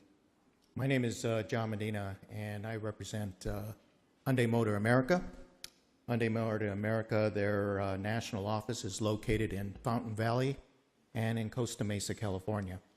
I'd also like to reiterate, just like filmmaking did, the fact that you have major manufacturers here in LA County and in Orange County in which students from Long Beach and other community colleges feed into those major manufacturers, including Toyota, Lexus, Honda, which is down in Torrance, Mercedes-Benz, and other manufacturers. Kia, our sister company, is in Irvine. So there's a lot of national presence in manufacturing here and major distributorships. And one of the things that I wanted to bring up with you today is the fact that there seems to be a misconception about what's going on with automotive. Since the downturn in 2009, we've had a sudden upsurge. And with that upsurge, we've begun to see automotive sales that have gone through the roof. And once we start seeing those kinds of numbers, we automatically start worrying about what is going to happen in dealer land, not only in the Long Beach community, but throughout the U.S. I represent Hyundai, but all manufacturers that are talking to me right now are critically worried about having the right kind of technician coming out of the right schools into entry-level positions, and there are not enough of them. I want to, since we're constrained on time, I'm going to go on the last bullet there, and you can see automotive training programs that are needed at Long Beach City College. Feed the tire and wheel industry, brake and front end, parts supply, repair shops, and naturally body shops. This is taken from the Bureau of Labor Statistics, and they're indicating that there is only going to be a 17% increase between 2010 and 20. Hyundai doesn't believe that. We know that there is going to be closer to a 50% increase in the need of technicians just at our dealerships. In talking to some of our other partners like Toyota and Honda, they are seeing similar increases in terms of sales and also what we call CPOs. Those are certified pre-owned vehicles. So even that area there is escalating, and we're seeing more and more vehicles. What that basically means, more vehicles are going to break, more people are needed out there to repair them. This is information taken from Automotive News. It is a publication that all automotive dealers live by, and essentially what you can see there are some numbers for September of 2012, in which we sold 1,771,000 and change as compared to last year. So over 100,000 more units were sold from just the previous year. On a 9-month, take a look at these staggering numbers. 2 million more were sold for just the first 9 months for 2012. If you extrapolate that out and you put California on the map and then you drill down into Long Beach, you know there's more cars. So what are some of the conclusions? Just alone in California, the amount of automobiles currently registered, 22 million. All right, if you look at commercial vehicles, trucks, 5 million. You look at the total register down below, 31 million vehicles. So what are my conclusions? All of these vehicles need maintenance, service, and repair.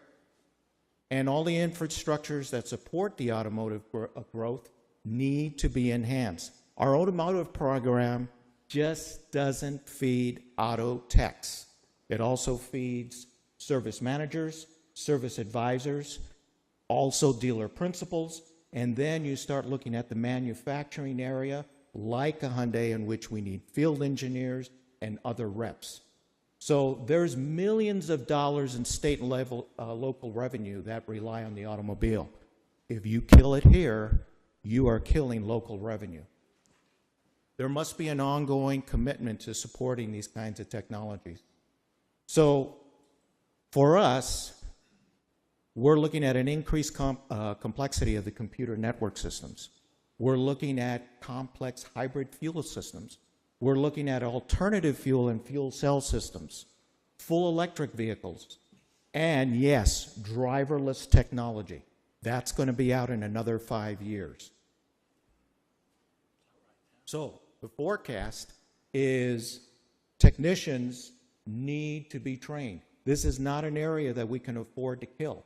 It's going to affect your immediate community and all the outlying communities that are close to Long Beach.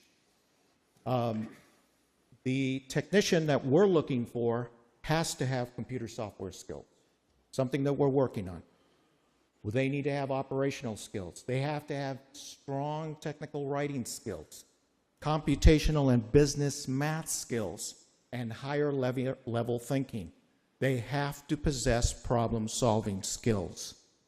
Now, the reason I'm bringing this up is because in a lot of departments, this is missing.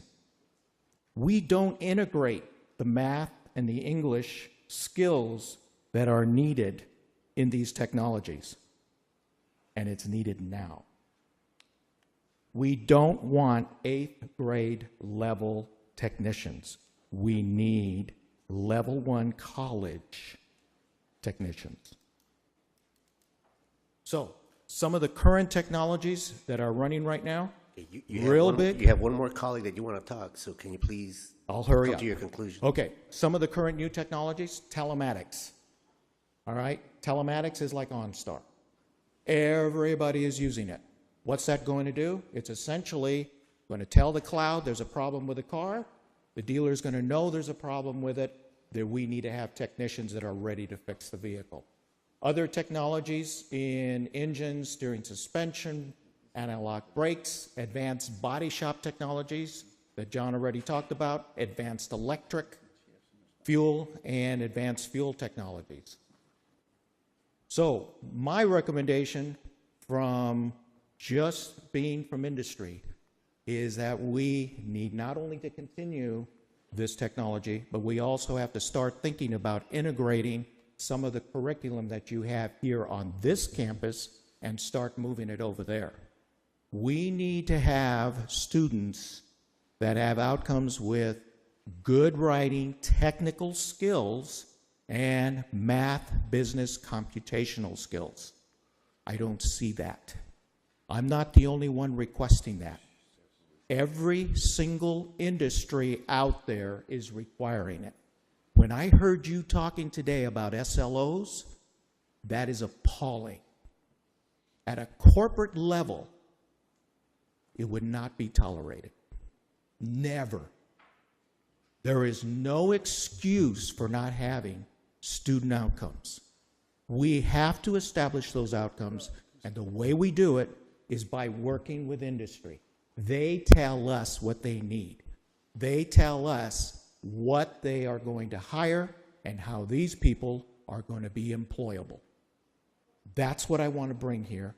I want to save the technologies, but I want you to rethink how we teach these technologies and start integrating the entire college together and stop keeping each of these items separate. When we graduate, we have to integrate into the community. And that's the message I have for today. I thank you for your time. And again, please save not just automotive, but all those technologies that are so vital to our economy in California. Thank you.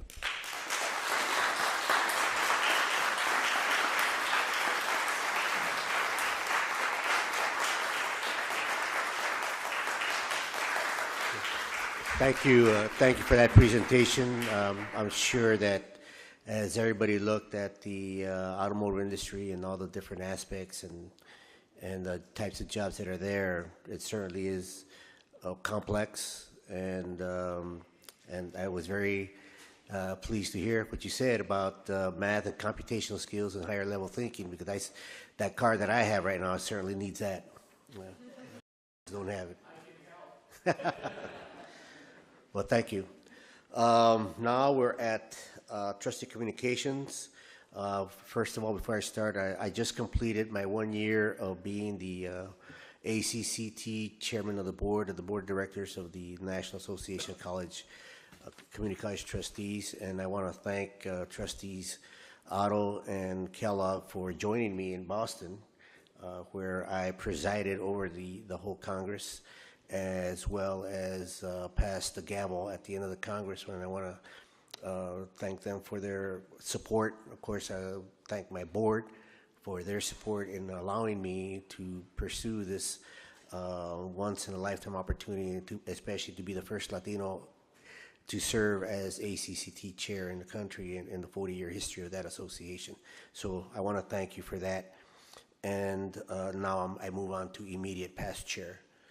I also want to announce that the meeting for November 13, although it is scheduled to be at the Pacific Coast campus, given the interest that has been generated with the presentations that we had, such as we had tonight, we're going to move that meeting back here because this facility, as well as the one across the way, provide more space for more participants in this. So please keep an eye out on that the November 13 meeting will be here and not at the Pacific Coast campus. Trustees, any announcements, comments? Trustee Kellogg. Actually, Roberto already made that comment about finishing as chairman of the ACCT. It was with great pride that we were there, and people sometimes don't understand the importance of that organization nationwide, and to have someone from your own college be that leader, spokesperson, first person, gives great satisfaction to me when I'm there and to get to see a colleague. So congratulations on a great year and representing not only yourself but the college. I wanted to just acknowledge that is a tremendous honor, not just for the individual but for the college itself. And so I was very proud to be there and support Roberto in that endeavor.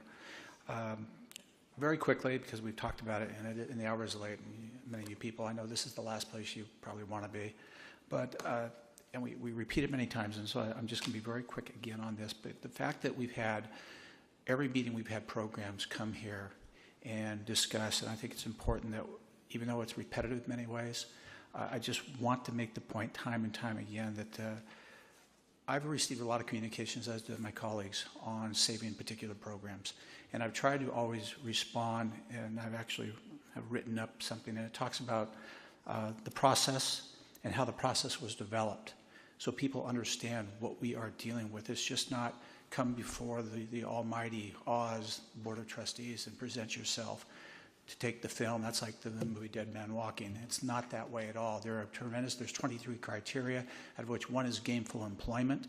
Gainful employment can mean many things to many people. As was mentioned, it may not be Steven Spielberg, but there's a role in making movies called, which I never could figure out too much later, something called a grip. It's a job. It's a very good job. That's part of the gainful employment. That's part of the criteria that we have, and as we're moving forward, and that's what the process. And I've always been concerned, and this is the question I have, because I heard something earlier in the meeting. I was very concerned about this process because I understand where people want to express themselves in a public venue like this. My concern was that, again, false expectations. There is a process in place. The process is moving forward with recommendations coming back to us. But we made a decision that we are going to give an opportunity to everyone to come here and speak. I think sometimes that's unfair because you really don't know. You're here feeling that this is my last resort. And I don't want anyone to come, and I heard it tonight again, no one has to come here and defend their programs to me personally. The program is valuable. I went through all the criteria again about the instructors, the students, the mission. It all is there. And so I always feel somewhat uneasy because people feel the need to defend themselves. You do not have to defend yourself as far as I'm concerned. This process is moving forward, but what concerns me now was mentioned earlier in the meeting, is that, and I will preface my question, is we've started this process and we've said, okay, we're working towards somewhere in January trying to come up with some decisions. Every program of the 17, I believe, since we began this, we are going to have to find a way, and we talked about it, but I want to make it very clear that we will find a way now, even though I had some real reservations about this process because I was concerned about what people may have thought or what they were expectations. But personally, since we started this, just like the process needs to be fair and open, and if we're going to do it for one, when we started way back with medical imaging, I believe, every program, we need to find a way, and it was referenced, but every program is going to need to find a way to be given the same opportunity as you have tonight. I just want to make that statement because I don't want this process to finish and someone didn't get that opportunity. So just for people to understand, we can't make a final decision until everyone's been given the same opportunity that everyone else has in the past. And again, I look forward to it in one way, but I also feel very uncomfortable because, as I mentioned, and I'll keep saying it, not one of these programs are deserving of being put in this situation as far as I'm concerned. But it's a situation we have. Thank you, and again, congratulations, Roberto, on a positive note. Thank you, Jeff. Any other trustee communications? Okay, new business, I don't think we had anything that came out today on new business. We do have some future reports that came out of this discussion, and we're looking at an update on accreditation that we want to get. That will be sometime, I would think, within the next 3 months or so, beginning of the year. We'll probably want to know where we're at with that. And then perhaps later in the year, a review of the board self-assessment. So those are future agenda items that we want to discuss. And we'll keep track of that as we go. Okay, next we are in the public comments on non-agenda items. At their request, members of the public will be given the opportunity to address the Board of Trustees on matters of general district business. This is the time for members of the public to speak and be heard and share their comments with the board and for the board to listen. Therefore, the public should not expect the board to comment or respond to public comments. A particular position should not be inferred if there are no board member comments during this time. A total of 5 minutes, and I'm going to have to adhere to this because I have some repeat items here of discussions that we've already had in the past, and they're repeats. So I'm going to keep it to that. You've already had your shot. A total of 5 minutes will be allotted to each subject unless extended by the board president. After receiving testimony, the board may recommend placing such items on the agenda of a future meeting or referring the item to staff for a report. Okay, so what I have here are approximately 25 comment cards. It's going to be a long night. I said that earlier. Okay, I have 1, 2, 3, 4, 5. I have 5 comment cards on program discontinuance as a topic. So I'm going to keep you to 5 minutes. That means a minute each. So if I start to roll my eyes or start doing this, please be courteous and come to your conclusion in your remarks. Okay, I have Andrea Dorado, Tony Wasserberger, David Scholl, or Scholey, David Berg, Kim Hatch. If you could please come to the side. And you got 5 minutes on the whole topic, so please keep it brief. Thank you. Andrea. Hi, good night now. I have less than 1 minute. I appreciate. Don't interrupt me. So last board meeting, I hear from President Oakley and from the President of the board, Sir Uranga. And today I hear the same from Sir Kellogg, that there will be a process for making decisions regarding the discontinuance of programs. So since this is an issue that affects the students, and since ASB cabinet is the cabinet that represents the students' voice, I would like you to consider having some student representation in the meetings that address the discontinuance of programs. This way, our cabinet and the students can be aware of what is happening in this process, and we can create a stronger link between students and the administration during this difficult and challenging process. Thank you very much. Thank you, Andrea. Okay, please state your name. My name is Dave Scholey. Dave, excuse me? Dave Scholey. Scholey, okay. I'm a professor in physical science. Kim Hatt wanted to speak here. He was here earlier. He went to teach his class. If we had known it had gone this long, he's probably done. We could probably get him back here. Sorry. I want to address some things like Trustee Otto brought up the issues about SLOs and using those as a reason for discontinuance, that's a good idea. Kim was accused of not doing his SLOs. He, in fact, led our department in doing his SLOs. He turned them in. Turns out they didn't get entered into the TrackDat system because somebody in another department didn't enter them. And so to bring up what Trustee Kellogg pointed out about what could we do to fix this, could we fix the TrackDat system so all the faculty can at least have read-only access to it, so we can find out if the things that we thought we did all these things, we don't even know they were entered, and then we get a message back, you didn't do this. Well, yes, I did. Fortunately, Kim has emails showing he did the whole thing. So we really want to be careful about those things. And I also would like to point out with Trustee Kellogg, I'm glad you're going to give Kim an opportunity to come in and speak, because unfortunately he was not able to speak at this meeting in April, so we're not going to be able to cover everybody. So hopefully he will be able to come and speak. He's in a weird situation because it's not a program being discontinued. He's specifically being targeted. And his courses are being juggled around to get rid of him. It was a weird situation.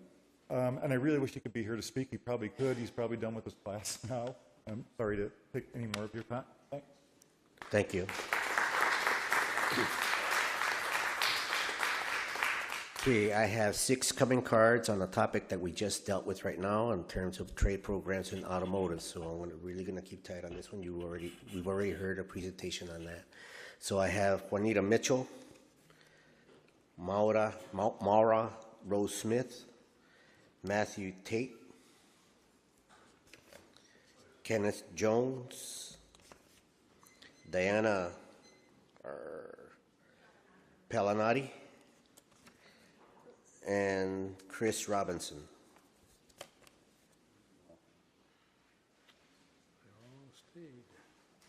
Good evening. I hope I can keep this to a minute. Both President... What's your name, please? Juanita Mitchell. Okay, thank you. Both Romney and President Obama have mentioned the need and demand for a skilled workforce, and even specifically mentioned the need for certification programs. The U.S. Board of Labor Statistics project occupations that require an associate degree or certificate will grow by 19% through 2018, and that's faster than the new growth for those with a bachelor's degree. Community college is charged with workforce training as well as preparing students for transfer. Certificate-type jobs are usually classified as middle-skilled jobs, and middle-skilled jobs represent 49% of the jobs in California. By eliminating 8 trade classes, that can lead to jobs. I feel that you're weakening our tax base and limiting productivity in Long Beach as a whole. I also feel you're failing a whole category of students. In the application of CPC-approved budget reduction criteria, institutional priorities on page 2, in this you list in this particular order, AAAS transfers, Certificate of Achievements, and Workforce Readiness. And I'm assuming that's your order of priorities. Therefore, putting certificate achievements... Can you come to a conclusion, Yes, please? pretty much at the bottom. Thank you. And I feel that hiring new employees for the culinary art programs while you're cutting existing programs is not really in the best interest of the programs you already have. Thank you very much. Thank you.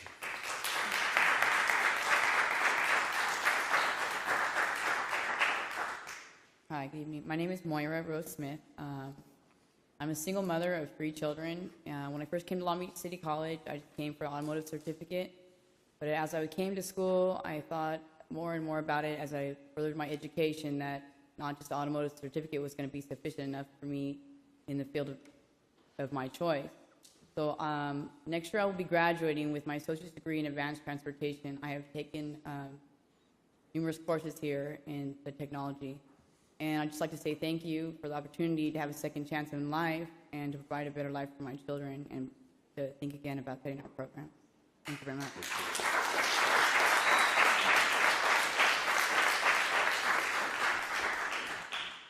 Good evening, board members and students. My name is Matthew Tate.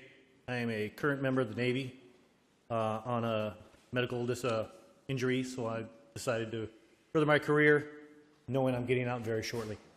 was injured in Iraq and Afghanistan 3 times, and coming back, I knew I had to do something else besides carry a rifle.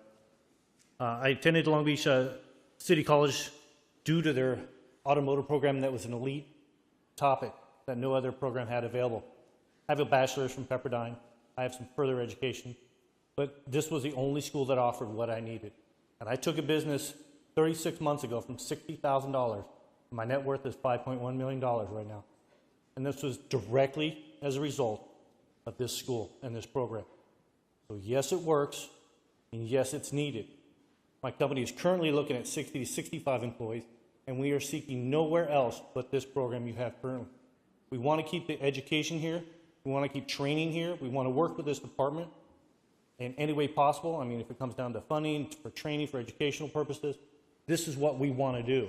If this program disappears or dilapidates in any way, my firm is forced to seek possibly outside state assistance from employees and so forth. This is where I want to keep the employees. This is where I want to keep our economic growth in our community. I was born in Torrance. I'm a local resident. And as soon as, even though I'm still in the Navy, I still own a business. I'm the CEO and president. And if I can do this in 36 months with just the program we have here and my background, I believe any one of your students that I've seen can do this. It's not just the training. Anybody can get a trade school training. I can go online and get an ASE master certification without ever touching a wrench. It's hands-on. These students have this, and they have the additional capabilities of doing math and English and science. You don't get that at a generic trade school. They give you a $30,000 bill and says, we'll give you a certificate, not a degree, not an ASE certification. You can't get this anywhere else, and this is where I will look for my employees. I appreciate it. Thank you very much. Thank you very much.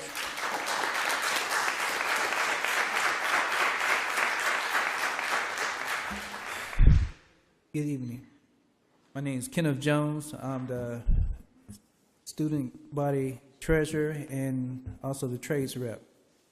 I am also a veteran, and I'm speaking on behalf of carpentry as well as auto body and the rest of the trades.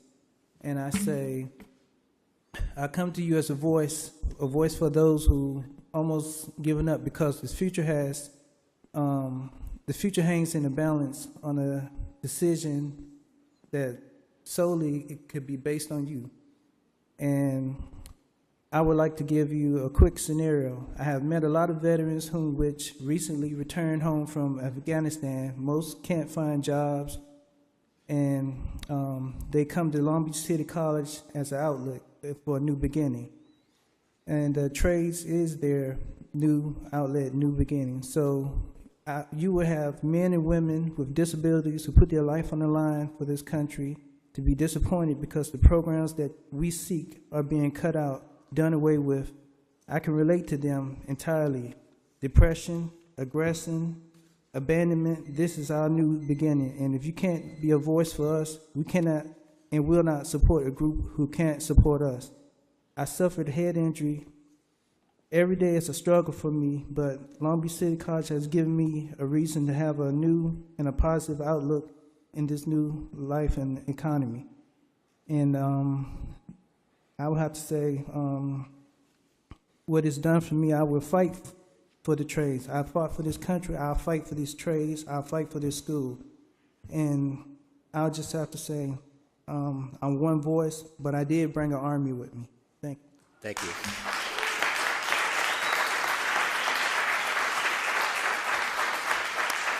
Okay, as you see, we've gone beyond the 5 minutes, so please keep it short. Appreciate it. My name's Chris Robertson. I'm an auto technician at Long Beach BMW Mini. I've been there since '99. I took classes at Long Beach City College previously to getting the job there. Currently, I have the highest level of BMW certification, and it's all because I got my foundation at Long Beach City College. I stayed at this dealership, and currently, before I left work today, I had 10 open ROs. We're always looking for qualified technicians, and like Mr. Medina said, they have to be problem-solving, capable. They have to be able to get a 4-year college degree, but willing to get their hands dirty. I went back to school after I got my job and recently graduated from Cal State Long Beach with an engineering degree. That's what it takes to fix these cars now. You can't cut out a program. It's required to have these fundamental programs. And it's required for continuing education in order to be able to fix these cars. I own a home in Long Beach. I have a good life because of the skills that I got from this college, and it would be a shame to see it disappear. So please consider that. Thank you. Thank you.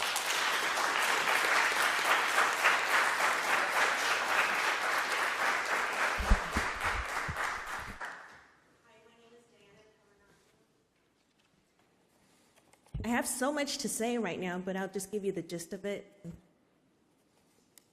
I took my first automotive course in 2004, and it was just to fix my car. You know, I wasn't trying to make this a career, but I had Danny Tan as an instructor, and he really showed me that it's more than just being a technician. There's so many different positions out there that they prepare students to fill, you know, and when I graduated, I was hired with SPX, who actually came to the LBC campus and interviewed many students, and I was fortunate enough to be selected as an intern. And because of the training and the education that I received through the program, I was able to just really blow my employer away. You know, I went in, I had minimal supervision, minimal training. I had to think fast, learn, you know, pretty much everything within days, and they pretty much threw me into my position. And I wouldn't have been able to do that successfully if it wasn't for the instructors and the program. And within 3 months, I was hired as a permanent employee. Within 1 year, I made $60,000.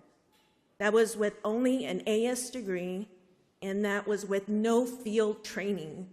I went from student straight into the field making that kind of money.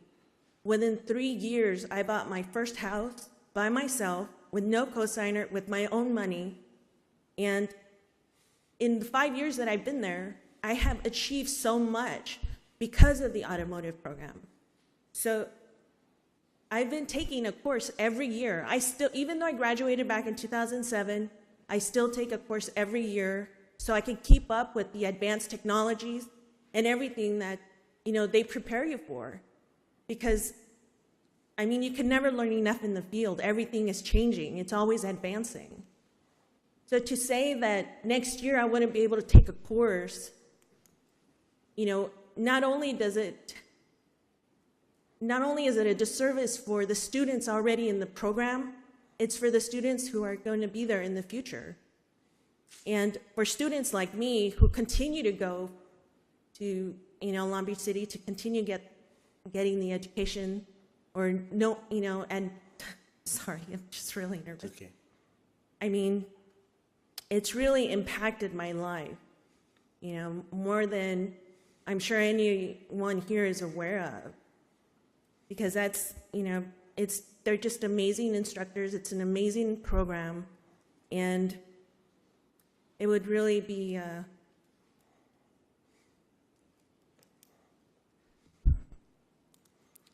We understand. We understand. I'm sorry. It's okay. We appreciate it very much, and thank you. Thank you. For your comments.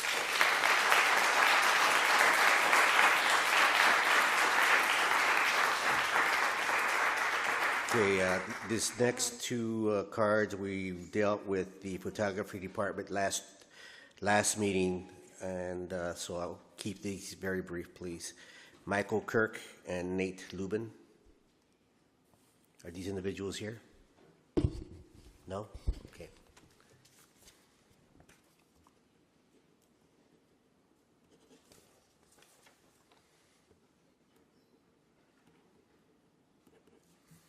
Okay, now we have one on the arts in general. This is Christopher Chin.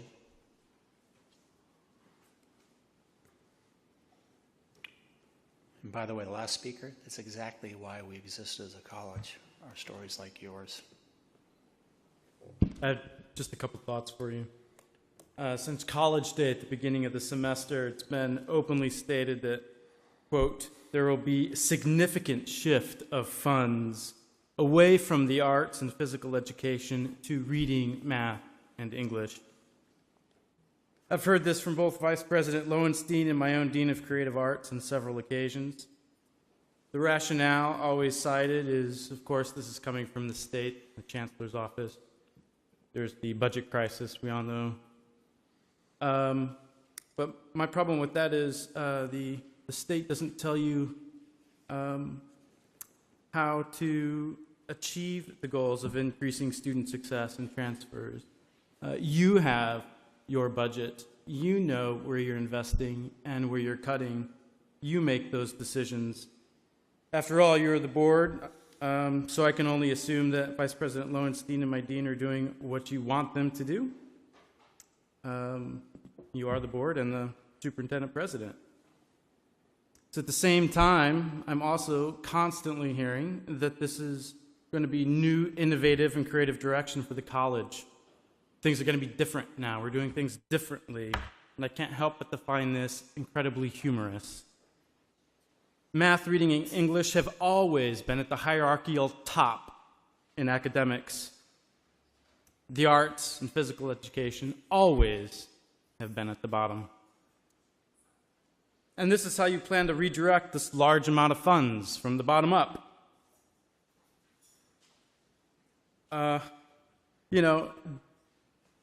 Numeracy and literacy, these are the areas of focus. The priority classes and promised pathways, and they've been the privileged subjects in education for over 150 years. What is innovative and creative about that? Southern California, Greater Los Angeles, is the economic and cultural center for the creative mind, as we've heard from plenty of the speakers before, and talking about film. Not just for my field, fine art, but for photography, certainly for film, dance, theater, music. And you are trusted to educate our students for this economy. It is completely out of date and out of touch to continue to marginalize the arts and physical education. In our globalized 21st century world, the skills taught in the arts are extremely important and vital, and I touched on these skills in my last presentation. If you'd like to take a stab at innovation or revolution, then make the arts the curricular center. Make developing creative and critical thinking skills a real priority as we teach in the arts, and fund it. The shift in funds away from the arts is, in my view, a poorly conceived and obsolete plan. Everyone else in education has realized that ignoring and marginalizing the arts is disastrous. There was even a recent article in the Chronicle of Higher Education citing the move in China to embrace the arts in education. We find ourselves here at LBCC going in reverse, when we should be cultivating real innovation for all of our students and our community, even with those with artistic minds and aspirations. Thank you. Thank you. We have Mary Johnson. Mary Johnson, about medical assistant. Mary? No? Okay.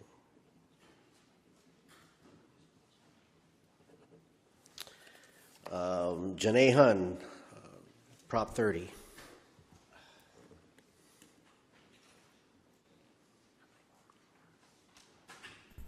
I will be very quick. Good evening, President Oakley, President Aranga, and members of the board.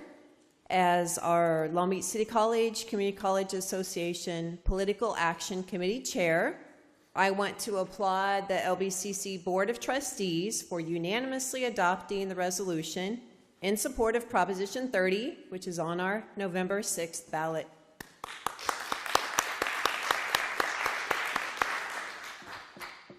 I also want the Board of Trustees and the Academic Council to know that the Long Beach City College and Greater Long Beach community hope and expect that if Proposition 30 does pass, the proposed discontinuance of 19 programs and layoffs of 35 faculty will not occur. As according to the Community College League of California, the funds raised through Proposition 30 are projected to stop the bleeding at our public education institutions. Thank you.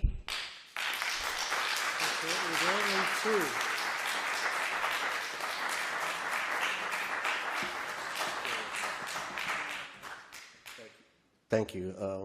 Our last speaker is Lynn Shaw. Wow, I feel really... I hope you'll listen to me, even though I am last, and I will be quick, as usual. I'm Dr. Lynn Shaw, and I'm president of the Community College Association Full-Time Faculty Union. And I just want to tell you to all vote yes on Proposition 30 and no on Proposition 32.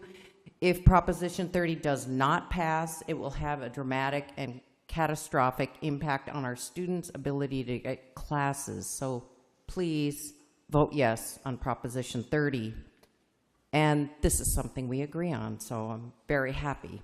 On the other hand, if Proposition 30, on the other hand, for Proposition 32, I'm asking you to vote no. If 32 passes, it will have the impact of further marginalizing the voice of faculty and staff. Please vote no on Proposition 32. On another note, last week we registered over 170 new voters on the Long Beach City College campus. It was a delight to speak to students who will be voting for the first time.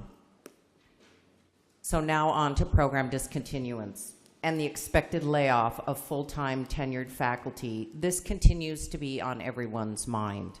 Last month, I spoke to you about the gap analysis, and I have the full reports right here. And this was an outside study done for our college to look at the difference between the projected jobs and the number of jobs being trained, and that's the gap. Do we have more or less than we need, and what is that gap? So I did speak to the administration and requested that the faculty be able to include additional jobs in the analysis because many faculty thought that the data was incomplete at best and inaccurate at worst. I also spoke to the Center of Excellence, and they were willing to add additional jobs at no cost as part of the original research because the researcher herself said the data was not valid, and she wants good data to be used for important decisions like program discontinuance. So let me use my own program as an example, and electrical technology luckily is not on the list, but I provided you with this flyer.